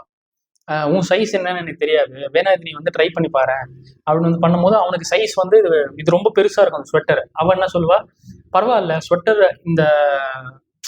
இந்த கிளாத், அந்த உலன் இது இருக்குல்ல, இதுல இருக்கிற ஒரு அட்வான்டேஜே என்னன்னா, நம்ம தேவையான அளவுக்கு நம்மளால சைஸை வந்து மாத்திக்க முடியும் அப்படின்னு வந்து அவர் சொல்லுவாள். அதெல்லாம் டபுள் மீனிங் இருக்கிற விஷயம் என்னன்னா, இவன் வந்து நிக்குக்கு கமிட்மெண்ட் கொடுத்துருக்கான், அவனை கல்யாணம் பண்ணிக்கிறான்னு அவன் கேட்கும்போது ஓகேன்னு வந்து சொன்னான். அவன் மனசுல மைக் மேலேயும் ஒரு ஆசை வந்து இருக்கு, அவனுக்கு செஞ்சேன், பட் பரவாயில்ல இப்போ நீ வந்திருக்க, உனக்கு வேணா நீ எடுத்துக்கோ, உன் சைஸ் என்னன்னு எனக்கு தெரியல, ஆனா உனக்கு ஏற்ற மாதிரி இதுல நம்மளால மாத்திக்க முடியும், உன்னையும் என்னால இப்போ வந்து ஏத்துக்க முடியுன்ற ஆங்கிள் தான் வந்து சொல்றான். சொன்ன உடனே அவன் கேட்பான், அவனும் சொல்லுவான், எனக்கு வந்து இப்போ சூப்பர் மார்க்கெட் ஒர்க்குக்கு டைம் ஆயிடுச்சு, நான் கிளம்புறேன் போது நான் வேணா வரட்டா நீ நடந்து போகும்போது கூடவே அப்படின்னா, நீ ஒரு விசித்திரமானவன், உன்னை புரிஞ்சிக்கவே முடியல. ஏன்னா சில சமயம் அட்டாச்மெண்ட்டே இல்லாத மாதிரி இருப்பான், டிட்டாச்சா, திடீர்னு வந்து ரொம்ப பாசத்தை காமிக்கிற மாதிரி இருக்கும். சரி வா அப்படின்னு சொல்லி அவன் வந்து கூப்பிடுவா. 2 பேரும் வந்து போவாங்க. போகும்போது வேற லிண்டா ஒருத்தன் வந்து கலாய்ப்பான், அவன் ஒர்க் பண்ற சூப்பர் மார்க்கெட்ல இருக்கிறவன் போல. ஹாட் லிப்ஸ் அப்படின்னு வந்து கலாய்ப்பான், அழகா செக்ஸியான இருக்கிற பொண்ணு மாதிரி. இவனுக்கு கோவம் வந்துடும், திரும்பி மறைச்சு பார்த்தே விடு அப்படின்னு சொல்லிட்டு மைக்கை வந்து லிண்டா கன்சோல் பண்ணுவான். அவன் புது ஆளு, ரொம்ப டஃப்பான கை, அவன் இருக்கிறான், அவன் ஏதோ லூஸ் மாதிரி பண்ணிட்டு கண்டிப்பா அப்படின்னு சொல்லிட்டு பேசிட்டே வருவாங்க. வந்து சூப்பர் மார்க்கெட்ல போனா லிண்டா வந்து எல்லாருக்கும் இன்ட்ரோடியூஸ் பண்ணுவாங்க, வேலை செய்யறவங்களுக்கு எல்லாம். திஸ் இஸ் மைக், நாங்க வியட்நாம்ல வந்து இருந்தான், கிரீன் பேரட் அப்படின்னு சொன்னோம். இவரை நான் நியூஸ் பேப்பர்ல பார்த்துருக்கேன், எவ்வளோ சூப்பரா இருக்கு. ஒரு பொண்ணும் வந்து அங்க வேலை செய்யற ஆன்டி இவங்க எல்லாமே வந்து ரசிப்பாங்க, இவனை ஒரு பெரிய வீரனா வந்து பார்ப்பாங்க. அப்புறம் இவ்வளவு வந்து கேட்டிருப்பா, உனக்கு அந்த குண்டு காயம் ஏதாவது வந்து பட்டதெல்லாம் இப்ப இருக்கா, வலியெல்லாம் இருக்கானா, அதெல்லாம் ஒன்றும் இல்லை அப்படின்ற மாதிரி தான் இருப்பான். ஸோ அப்படி சொல்லிட்டு அந்த இங்க வந்து இவ கூட லிண்டா கூட டைம் ஸ்பெண்ட் பண்ணிட்டு அதுக்கப்புறம் ஸ்டானு ஆக்சுவலை பார்க்க அந்த ஸ்டீல் மில்லுக்கு வந்து போவான், அந்த ஃபேக்டரிக்கு. அவனுக்கு வேலை முடிச்சுட்டு வருவானுங்க. வெளில வரும்போதே 2 பேரும் பேசிப்பானுங்க, இது முடிச்சுட்டு மச்சா நம்ம போய் ஜானோட பார்ல சரக்கு வச்சா தான் கரெக்டா இருக்கணும் வந்து பேச. பின்னாடியே வந்து மைக் நிற்பான். நீ எப்படா வந்த அப்படின்னும் போது, வந்தேன்டா இப்பதான்டா வந்தேன், உனக்காக நாங்கள் எவ்வளோ அரேஞ்ச்மெண்ட் எல்லாம் பண்ணிருந்தோம் தெரியுமா, நீ ஏன் வரல அப்படின்னா, சரி பரவாயில்ல இப்போ எங்கே போகிறதா பிளானு, ஜான் தான் கழுத கெட்டா சுட்டிச்சவரு, எதுவுமே மாறலடா. அதுக்கப்புறம் பாரு இவன் இந்த ஆக்சல் தான் கொஞ்சம் வெயிட் போட்டான், மற்றபடி ஒன்றும் இல்லை, போய் பார்ல போய் நம்ம வந்து சரக்கு அடிக்கிறது மட்டும்தான் அப்படின்னு வந்து சொல்ல, இவன் வேற ஒரு துப்பாக்கி புதுசா இப்போ மறுபடியும் வச்சிருக்கான் போல ஸ்டான், அதை வந்து ஆக்சல் சொல்லுவான். இவனுக்கு எதுக்கு இந்த புது துப்பாக்கி ஒன்று வச்சிருக்கான்னு வந்து தெரியல மச்சான், அதை இப்போ மறுபடியும் வச்சு எதுவும் சுத்திட்டு இருக்கான் அப்படின்னு வந்து சொல்ல, சரி இவங்க போய் என்ன பண்ணுவாங்க, பார்ல வந்து ஹாப்பியெல்லாம் இது பண்ணுவாங்க. அதுக்கப்புறம் வேட்டையாட வந்து போவாங்க. வேட்டையாட ஏன்னா டீர் ஹண்ட் பண்ண போவாங்க. அங்க போனா அது போறதுக்கு முன்னாடி இவனுக்கு ஃப்ரெண்ட்ஸ்குள்ளேயே வந்து சொல்லிப்பானுங்க, ஏஞ்சலா எப்படா இருக்கா அப்படின்னு வந்து இவன் கேட்பான் மைக்க. அதுக்கு சொல்லுவாங்க, ஏஞ்சலா ரொம்ப மோசமா இருக்காடா, அவன் என்ன எதனால இப்படி ஆனான்னு வந்து தெரியல, அவன் எப்போ ஸ்டீவை பார்த்தாலும் அப்பத்துலேருந்து தான் இந்த மாதிரி ஆயிட்டா. அப்போ ஸ்டீவ் இதுக்கு முன்னாடி இங்கே வந்தானாடா அப்படின்னு வந்து கேட்டா, ஆமா வந்தது உனக்கு தெரியாதா, இப்போ அவன் எங்கடா இருக்கானா, அவன் எங்க போனான்னு எங்களுக்கு தெரியலடா, அவன் வந்ததுக்கு அப்புறம் ஏஞ்சலா மட்டும் ஒரு மாதிரி ஷாக் ஆகியிருக்கா அப்படின்னு வந்து சொல்லுவானுங்க. உடனே இவன் போய் மைக் என்ன பண்ணுவான், ஏஞ்சலாவை போய் பார்க்க போவான். போனால் அவளுக்கு குழந்தைலாம் பிறந்திருக்கும், அந்த குழந்தைய கொஞ்சம் வளர்ந்துருக்கும். அந்த பையனும் கையில் துப்பாக்கி எடுத்து டப் சுடுற மாதிரிலாம் வந்து ஆக்டிங் பண்ணிட்டு இருப்பான். அதை பார்க்கும்போதே அந்த மைக்குக்கு ஒரு மாதிரி இருக்கும். ஏஞ்சலா கிட்ட போய் பேச போவான். ஸ்டீவ் உங்ககிட்ட என்ன சொன்னா அப்படின்னு கேட்டால் அவள் வந்து ஏதோ ஷாக் ஆகிருக்கா. ஸ்டீவுக்கு என்ன ஆச்சுன்னு வந்து தெரியல. இவன் வந்து திரும்ப திரும்ப கேட்பான், ஏஞ்சலா அவங்ககிட்ட நான் ரெக்வஸ்ட் பண்ணேன், ஸ்டீவ் உங்ககிட்ட கடைசியா என்ன ஆச்சு அப்படின்னு வந்து கேட்க வந்து ஒரு ஃபோன் நம்பர் மட்டும் எழுதி கொடுப்பான். எழுதி இவன் கையில் கொடுத்தோன்னா வாங்கிட்டு என்ன பண்ணுவான், பூத்தில் போய் ஃபோன் பண்ணி பார்க்கலாம்னு நினைப்பான் ஸ்டீவுக்கு. ஆனால் அவனுக்கு என்ன தோணுச்சோன்னு தெரியல, நம்ம இப்போ எதுக்கு இவங்ககிட்ட பேசணும் அப்படின்னு சொல்லிட்டு ஃபோன் பண்ணாமலே வந்துடுவான். அதுக்கப்புறம் இவ லிண்டா கிட்டேயும் வந்து லிண்டா சொல்லுவா, நைட்டு அந்த வீட்டில் இருக்கும்போது, இன்னைக்கு நைட் உங்க கூட நான் வந்து கம்பெனி கொடுக்கலான்னு பார்க்குறேன், எனக்கும் சரி அதான் கம்பெனியை கூட படுத்துக்கலாம் அப்படின்ற மாதிரி அவன் வந்து கேட்பான் டபுள் மீனிங்கில். அவன் என்ன சொல்லுவான், இல்லை நான் வந்து இங்கே இருக்க மாட்டேன், நான் வந்து கிளம்புறேன், நான் சமைச்சிருக்கேன், பரவாயில்ல நான் கிளம்புறேன் அப்படின்னு சொல்லி ஹோட்டலுக்கு கிளம்புவான். நானும் வரேன்னு சொல்லிட்டு அவளும் வந்து அவன் கூடவே கிளம்பி போவா. அவன் கூட படுத்துக்கிறதுக்கு முன்னாடி கொஞ்சம் குளிச்சுட்டு அப்படியே வந்து வரலான்னு வந்து பார்த்தா அவன் அங்கே நைட் இருக்க மாட்டான். அவன் வந்து வெளியில கிளம்பிடுவான். அவளுக்கு ரொம்ப கஷ்டமா இருக்கும், ஏன் அவளுடைய இது மாதிரி அப்படின்ற மாதிரி தான் இருக்கும். அதுக்கப்புறம் அவ என்ன பண்ணுவா, இவனை எக்ஸ்பெக்ட் பண்ணாமலே இவன் வந்து சூப்பர் மார்க்கெட் போறதா இருக்கட்டும், அந்த மாதிரிலாம் வந்து போவா. இவனுக்கும் கொஞ்சம் அப்பதான் கொஞ்சம் ரியலைஸ் பண்ணணும், நம்ம எதுக்கு இது மாதிரிலாம் இருக்கும் அப்படின்னு சொல்லிட்டு. ஒன்னும் எல்லா ஃப்ரெண்ட்ஸும் வந்து பவுலிங் கேம் எல்லாம் போய் விளையாடி பார்ப்பாங்க. அப்படியே ரோல் பண்ணி அங்கே சின்ன சின்னதாக பின்ஸ் எல்லாம் இருக்கும்ல, அதை போட்டு அடிச்சு உடைக்கிறது இதெல்லாம் வந்து பண்ணிட்டு இருப்பாங்க. ஜானும் இருப்பான், ஆக்சல், ஸ்டானு, இவங்கெல்லாம் வந்து இது பண்ணுவாங்க. லிண்டாவும் போய் விளையாடிட்டு இருப்பா. லிண்டா வெயிட் கம்மி, அது தூக்கி போறணும் போது பாலோடவே சொல்லிட்டு விழுவா. எல்லாரும் வேற சிரிச்சிட்டு இருப்பாங்க. ஆக்சல் வேற அந்த பாலை போய் எடுக்கிறேன்னு சொல்லி போய் அதில் போய் மாட்டிப்பான். அதை எப்படியோ காப்பாற்றி கொஞ்சம் கொண்டு வருவாங்க. ஸ்டான் என்ன பண்ணுவான், மைக் கிட்ட கேட்பான், அங்கே ஒரு பொண்ணை சைட் அடிச்சுட்டு வந்திருப்பான், கூடவே அவ கூட கடலை போட்டு அவளை கேர்ள் ஃப்ரெண்டாக வந்து கூட்டின்னு வந்திருப்பான். அவளை பற்றி வந்து மைக் கிட்ட கேட்பான், மச்சான் அந்த ஃபிகரு அதுதான் அந்த ஃபிகர் வந்து எப்படா பார்க்க எப்படி இருக்கா, அழகா இருக்காளா அப்படின்னு கேட்டா, அப்படியே உண்மையை சொல்லணுமாடா அப்படின்போது மைக் ஆமாண்டா அப்படின்போது மைக் சொல்லுவான், மொக்க ஃபிகர்ரா அது அப்படின்னு சொல்லுவான். மொக்க ஃபிகரா அது அப்படின்னு வந்து ஸ்டான் கேட்பான். அவளை புத்திசாலி, அட்லீஸ்ட் அவள் புத்திசாலி மாதிரி உனக்கு தோணுதா அப்படின்னு வந்து கேட்பான். எந்த ஆங்கிலையும் அவள் புத்திசாலி மாதிரி எனக்கு தெரியலடா அப்படின்னா, ஆமா அது எனக்கே தெரியும் அவள் புத்திசாலி இல்லைன்னா, அப்புறம் எதுக்குடா அவ கூட வந்து சுத்திட்டு இருக்குன்னா, பெட்டுக்கு செட் ஆவான்னு நினைக்கிறேன்டா, மேட்ருக்காவது உதவுவான்னு நினைக்கிறேன் அப்படின்னா, அப்போ நீ டேரக்டா போய் அதை அவகிட்டே கேட்கலாமே அப்படின்னா, ஆமாம்ல கேட்டுடலாம்ல அப்படின்னு வந்து ஸ்டான் வந்து பேசிப்பான். பேசிட்டு இவங்க என்ன பண்ணுவாங்க, அப்புறம் ஜாலியாக வந்ததுக்கப்புறம் ஸ்டானு, மைக்கு, இவன் ஆக்சல், ஜான், இவங்க 4 பேர் மட்டும் இப்போ வேட்டையாட வந்து போவாங்க. வேட்டையாடி போய் அந்த ஸ்பாட்ல வந்து நின்றுட்டு இவன் ஆளாளுக்கு ஒரு மானை வந்து வேட்டையாடுவாங்க. மைக் வந்து இந்த வாட்டி வேட்டையாடுறதுக்கு மானே வந்து நிற்கும் அவன் முன்னாடி. அவன் சேஸ் பண்ணுவான். அது வந்து அவன்கிட்ட மாட்டாம ஓடும். ஒரு கட்டத்துல வந்து என்ன ஆகும், அந்த மான் வந்து இவன் கிளியர் ஷாட்ல பக்கத்துல வந்து நிற்கும், சுட்டுக்கோ அப்படின்ற மாதிரி காமிக்கும். ஆனா அது கண்ணை பார்ப்பான், அவனுக்கு இப்ப சுடுறன்ற அந்த எண்ணமே வந்து இருக்கு, அந்த வைலன்ஸே வந்து போயிடும். ஓகே போ போ ஓகே அப்படின்னு வந்து கத்துவான். அந்த எதிரொலியே வந்து கேட்கும். இவன் மட்டும்தான் மானை வேட்டையாடாம அந்த மாட்டி தனியா வந்து இருப்பான். அது நைட் டைம் வேற இவங்க எல்லாம் மற்றவனுங்களாம் மான் வேட்டையானவங்களாம் ஒன்னா இருக்கிற சமயத்துல ஆக்சல் வேற கேட்பான், இவன் ஏன் கையில துப்பாக்கியோட வந்து சுத்தி நிற்கிறான், எதுக்குடா உனக்கு இந்த இடத்துக்கு துப்பாக்கி, இந்த குட்டி துப்பாக்கி புதுசா ஒன்று வச்சிருக்கான்ல, அதுக்கு உதவும் தாண்டா வச்சிருக்கேன் அப்படின்னு ஸ்டான் சொல்லுவான். இவன் ஆக்சல் வேற கலாய்ப்பான், என்னத்துக்கு உதவும், இங்க எதனா ஃபாரஸ்ட் ரேஞ்சர், இங்க இருக்கிற ஃபாரஸ்ட் அதிகாரி உன் கேர்ள் ஃப்ரெண்டு உனக்கு தெரியாம இங்க வந்து அவன் காக்க வந்து அவனை சக் பண்ணிட்டு இருக்க சமயத்துல அதுவும் கண்ணில் பட்டா அவனை போட்டுல உதவும், அதுக்கு தானே வச்சிருக்க அப்படின்னு வந்து சொல்ல, ஏய் இன்னொரு வாட்டி இப்படி பேசுற வேலை வச்சுக்காதரா அப்படின்னு சொல்லி துப்பாக்கி வச்சு மிரட்டுவான். மிரட்டின உடனே இதை பார்த்தோன்னே இவனுக்கு கோவம் வந்துடும் மைக்குக்கு. அந்த துப்பாக்கி இவன் பிடிக்குவான். பிடிக்கிட்ட உடனே ஸ்டாண்ட் சொல்லுவா, ஏய் சும்மாடா அதுல தோட்டெல்லாம் இல்லடா, சும்மா மிரட்டணும்டா நான் ஆக்சுவல் அப்படின்னா, டப்புனு இவன் வந்து மேலே சுட்டு பார்ப்பான் மைக்க. உண்மையாவே அதுல தோட்டா இருந்திருக்கும். சுட்ட உடனே எல்லாரும் அப்படியே ஆடி போயிடுவானுங்க, வாயை மூடிப்பானுங்க.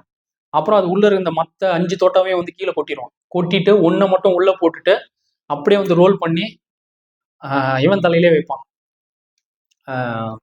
ஸ்டாண்ட் தலையிலே வச்சோன்னு அவனுக்கு அல்லு இருக்காது. ஏன்னா பிக் ஷாட், நீனா பெரிய புடிங்கி மாதிரி இப்போ பண்ணல, புடிங்கடா நீ அப்படின்னு சொல்லி ஒரு அமுக்குவான். அமுக்குனா அதுல வந்து தோட்டம் இருந்திருக்காது, நல்ல வேலை அவன் செத்துருக்க மாட்டான். அப்படியே எல்லாம் அப்படியே ஒரு மாதிரி ஆயிடுவானுங்க. அதுக்கப்புறம் அந்த டீர் ஹண்ட் பார்ட்டி அங்கே போனது விஷயமே வந்து யாருமே அதுக்கப்புறம் வாய் திறந்துருக்க மாட்டாங்க. சைலண்டாக அவன் காரில் போய் இறங்கி அவன் வீட்டுக்கு போய் சேர்ந்துருவானுங்க.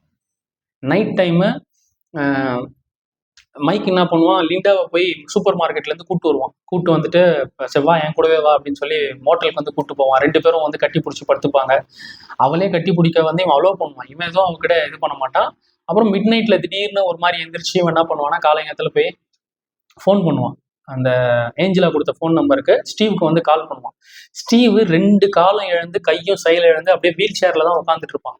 இந்த போர்ல எல்லாம் வந்து பாதிப்படைஞ்சவங்களுக்கு அவங்களுக்கெல்லாம் ஒரு ஹாஸ்பிட்டல் ஒன்று வச்சிருப்பாங்க. அதுல இருக்கிற ஆட்கள் கூட இவன் வந்து ஊனமா வந்து இருப்பான். நிறைய பேர் இருப்பாங்க, 100கணக்கான ஆட்கள். அவங்களுக்கு சின்ன சின்ன காம்படிஷன்ஸ் எல்லாம் கண்டக்ட் பண்ணுவாங்க போல. ஃபோன் கால் வந்ததுன்னு சொல்லி எல்லாரும் இன்ஃபார்ம் பண்ணுவாங்க அவனுக்கு, ஸ்டீவுக்கு. யார்கிட்ட இருந்து வந்திருக்கும், மேபி உங்க ஒய்ஃப் ஏஞ்சலா கிட்ட இருந்து வந்திருக்கும்னு நினைக்கிறேன் அப்படிங்கும்போது அவன் ஏன் பண்ண போறான்னு சொல்லி இவன் வருவான். வந்து கால் அட்டன் பண்ணா மைக்கு வந்து கேட்பான், மச்சான் எப்படா இருக்கு அப்படின்னா, மைக் எப்படா இருக்கு அப்படின்னு ஸ்டீவ் சொல்லுவான். ஸ்டீவ் கேட்பான், அதுக்கு வந்து மைக் நல்லா இருக்குன்னு சொல்லுவான். நீ எப்படா இருக்கன்னு வந்து கேட்டா அதுக்கு வந்து ஸ்டீவ் சொல்லுவான், நான் நல்லா இருக்கேன்டா. அது எப்படி இருக்கும்னா நமக்கு உண்மையாவே நல்லா இல்லை, அதை மறைச்சு ஃப்ரெண்டு கிட்ட நான் நல்லா இருக்கேன்னு சொல்றான், எங்க நல்லா இருக்கான் அப்படின்னு சொன்ன உடனே அவன் வந்து எல்லாத்தையும் கேட்டுப்பான்.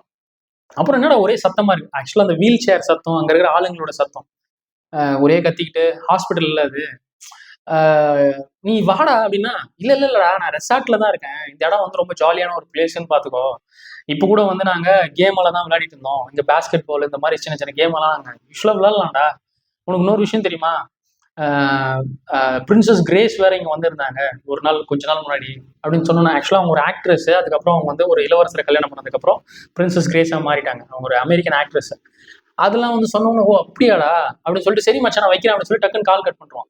கட் பண்ணோன்னே அடுத்த நாளே என்ன ஆகும், ஸ்டீவ் வந்து அவனுடைய இதுல இருப்பான், அந்த ஹாஸ்பிட்டல்ல வந்து இருப்பான். மைக் அவன் நேரடியாவே போய் பார்ப்பான். பார்த்தோன்னா அவன் கண்ணில் கண்ணீர் வராத குறைதான். அப்படியே வந்து ஸ்டீவை பார்ப்பான். ஸ்டீவன் வந்து அந்த வீல் சேர்ல வந்து வருவான். வந்தோன்னா, டே என்னை வீட்டுக்கெல்லாம் கூட்டு போவான்னு சொல்லாத என்ன. இல்லை நான் சொல்ல மாட்டேன்டா. அப்புறம் என்ன மச்சான் எப்படா இருக்காங்க ஃப்ரெண்ட்ஸ் எல்லாம், எல்லாம் நல்லா இருக்காங்கடா அப்படின்னு சொல்லுவான். அப்புறம் வேட்டைக்கெல்லாம் போறீங்களா அப்படின்னா, போனேன், இப்போ கூட போகணும்டா. என்னாச்சு, நீ அடிச்சிருப்பிய மான அப்படின்னா, இல்லடா என்னடா சொல்ற, நீ ஒன்றும் பண்ணலையா, எனக்கு ஆச்சரியமா இருக்கு அப்படின்னு சொல்ல. ஏஞ்சலாலாம் எப்படா இருக்கா, உனக்கு ஒரு விஷயம் சொல்லணும், ஏஞ்சலா எனக்கு ஒரு மாசமான ஒன்று அனுப்புறாடா அப்படின்னு சொல்லுவான். என்னடா அனுப்புறா அப்படின்னும் போது, கூட்டு வா என் கூட வா அப்படின்னு சொல்லிட்டு ஸ்டீவ் என்ன பண்ணுவான்னா காசு காமிப்பான். மாசம் மாசம் கொஞ்சம் மணி ஆர்டர் மாதிரி ஏதோ பணம் வந்து ஸ்டீவுக்கு ஏஞ்சலா அனுப்புனதா இவன் வந்து சொல்லுவான்.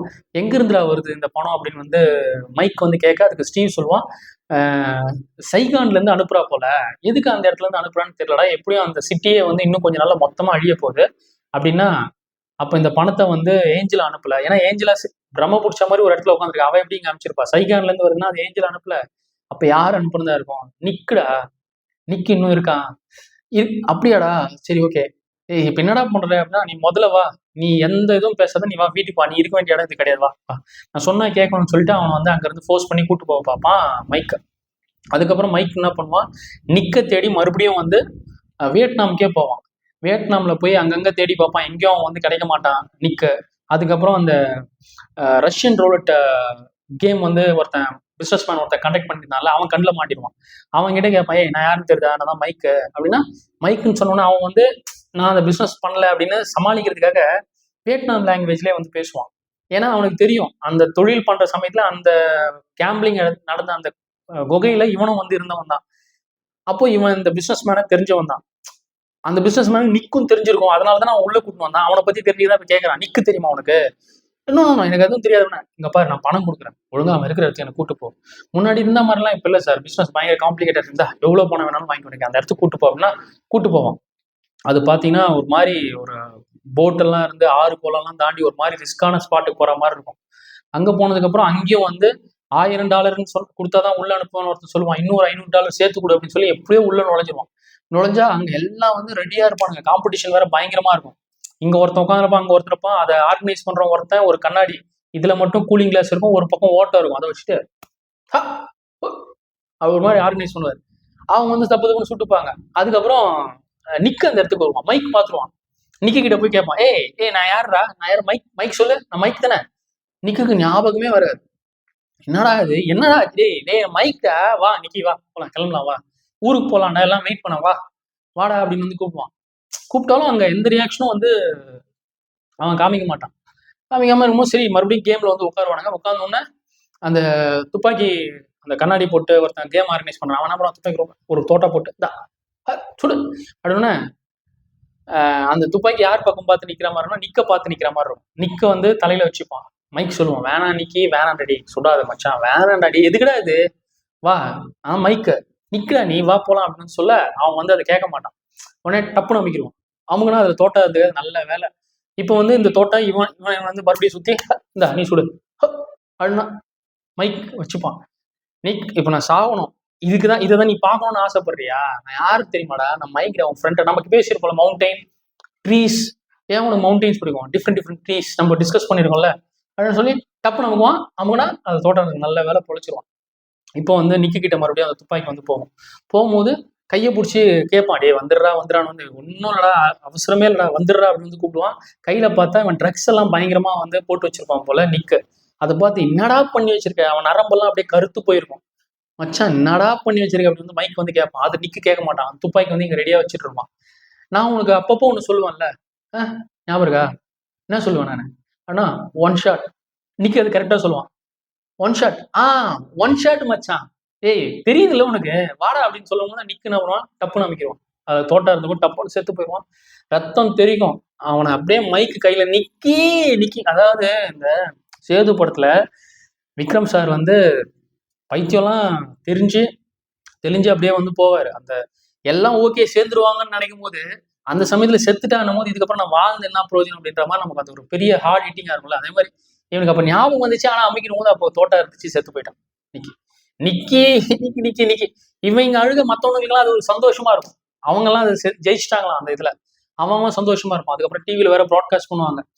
அந்த வியட்நாம்ல வந்து பாத்தீங்கன்னா அந்த சைகான் சிட்டிலேயே வந்து இப்போ நார்த் வியட்நாமிஸ் எல்லாம் உள்ள நுழைஞ்சிருப்பாங்க. நுழைஞ்சதுக்கு அப்புறம் அங்க இருந்த அமெரிக்கன்ஸ் வந்து அந்த சைகான் சிட்டில இந்த பீப்புளை காப்பாற்றணும்னு சொல்லிட்டு ஆப்ரேஷன் ஃப்ரீக்வன்சி விண்ட் அப்படின்றத செயல்படுத்த பார்ப்பாங்க. அவங்களுடைய அந்த போர் விமான கப்பல் யூஎஸ்எஸ் ஹேங்காக், அந்த போர் விமான கப்பல்ல இங்கிருந்து ஹெலிகாப்டர்லயே ஜனங்களை ஏற்றிட்டு போய் லேண்ட் பண்ணணும்னு பார்ப்பாங்க. அங்கே நிறைய ஹெலிகாப்டர் இருந்தாலும் அங்கே லேண்ட் பண்ண முடியாது. அதனால நல்லா இருந்த ஹெலிகாப்டரே கீழே தள்ளிட்டு லேண்ட் பண்ணணுன்ற மாதிரி இருப்பாங்க.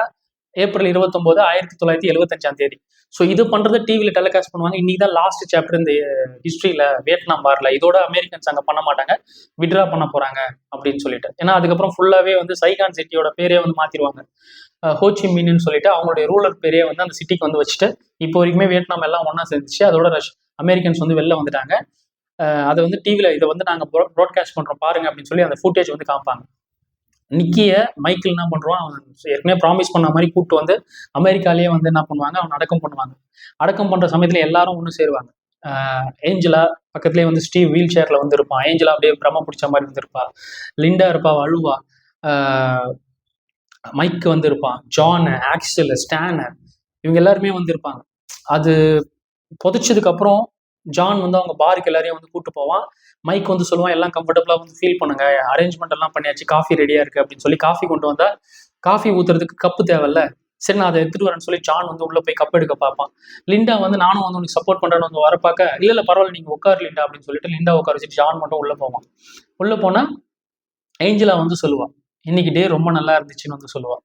ஆக்சுவலா அவ இப்பதான் கொஞ்சமா நினைவுக்கு வரா போல, செத்தது கூட அவளுக்கு வந்து தெரியல, அவ நிக்கி வந்து செத்துட்டான்ட்டு. அவ ரொம்ப நாள் கழிச்சு எல்லாரும் ஒன்னா பாத்துருக்காள்ல, அவ ஷாக், எல்லாம் இப்படி செதஞ்சு போயிடுச்சுன்னு நினைச்சுதான் அவ ஷாக் ஆயிட்டா. அவளுடைய ஹஸ்பண்ட் ஸ்டீவ் கூட வந்து கை கால் எழுந்தெல்லாம் அப்படி வந்து இருக்கான்றது, அதனாலதான் வந்து பிரம்ம பிடிச்ச மாதிரி இருக்கா. இப்ப வந்து இன்னைக்கு நாள் நல்லா இருந்துச்சுல்ல அப்படின்னு வந்து சொல்லுவா. இவ சொல்ல அங்க ரூம்குள்ள ஜான் தனியா இருந்து அவன் டீ எல்லாம் ஊத்த கப்பு தேடும் போது அவன் வந்து அழுவான். அழுதவன் அவன் அழுவ அங்க அந்த அழுகையை காமிக்கூடாதுன்னு சொல்லி அப்படியே வந்து அவன் எப்பவுமே பாட்டு போடுவான்ல, அந்த பாட்டு வந்து பாடுவான். அவன் பியானோ வாசிக்கிறதா இருக்கட்டும், பாட்டு பாடுறதா இருக்கட்டும், அவன் என்ன பாட்டு பாடுவான்னா, அதாவது கடவுள்கிட்ட வந்து bless America, God bless America அப்படின்னு சொல்லிட்டு அவ அந்த எங்க நாடு கூடவே இருங்க, ஸ்டாண்ட் பிசைட் ஹர், அதாவது எங்களை கைட் பண்ண, என் நாட்டை கைட் பண்ணுங்க, என் நாட்டு கூடவே இருங்க, ஏன்னா எங்க நாடு நாங்க நேசிக்கிறோம், காட் பிளஸ் அமெரிக்கா அப்படின்னு அவன் பாட்டு பாட, அவன் கூடவே சேர்ந்து எல்லாரும் இந்த ரூம்ல பாட்டு பாட, அதோட இந்த படம் வந்து ஃபினிஷ் ஆகும் ஃப்ரெண்ட்ஸ். இந்த கதை எப்படி இருந்துச்சு, இந்த படத்தை பாருங்க. இதை நான் சிங்கிள் டேக்ல நரேட் பண்ணேன், கன்வின்சிங்கா நரேட் பண்ணுன்னு சொல்லி நம்புறேன். என் நரேஷனை பத்தின உங்களுடைய கருத்துக்களை கமெண்ட்ல சொல்லுங்க. இந்த படத்துல இன்ட்ரெஸ்டிங் ஃபேக்ட்ஸ் உங்களுக்கு என்னென்ன தெரியுமோ அது எல்லாமே வந்து ஷேர் பண்ணுங்க. மீண்டும் ஒரு சூப்பரான வீடியோல சந்திப்போம். பாய்.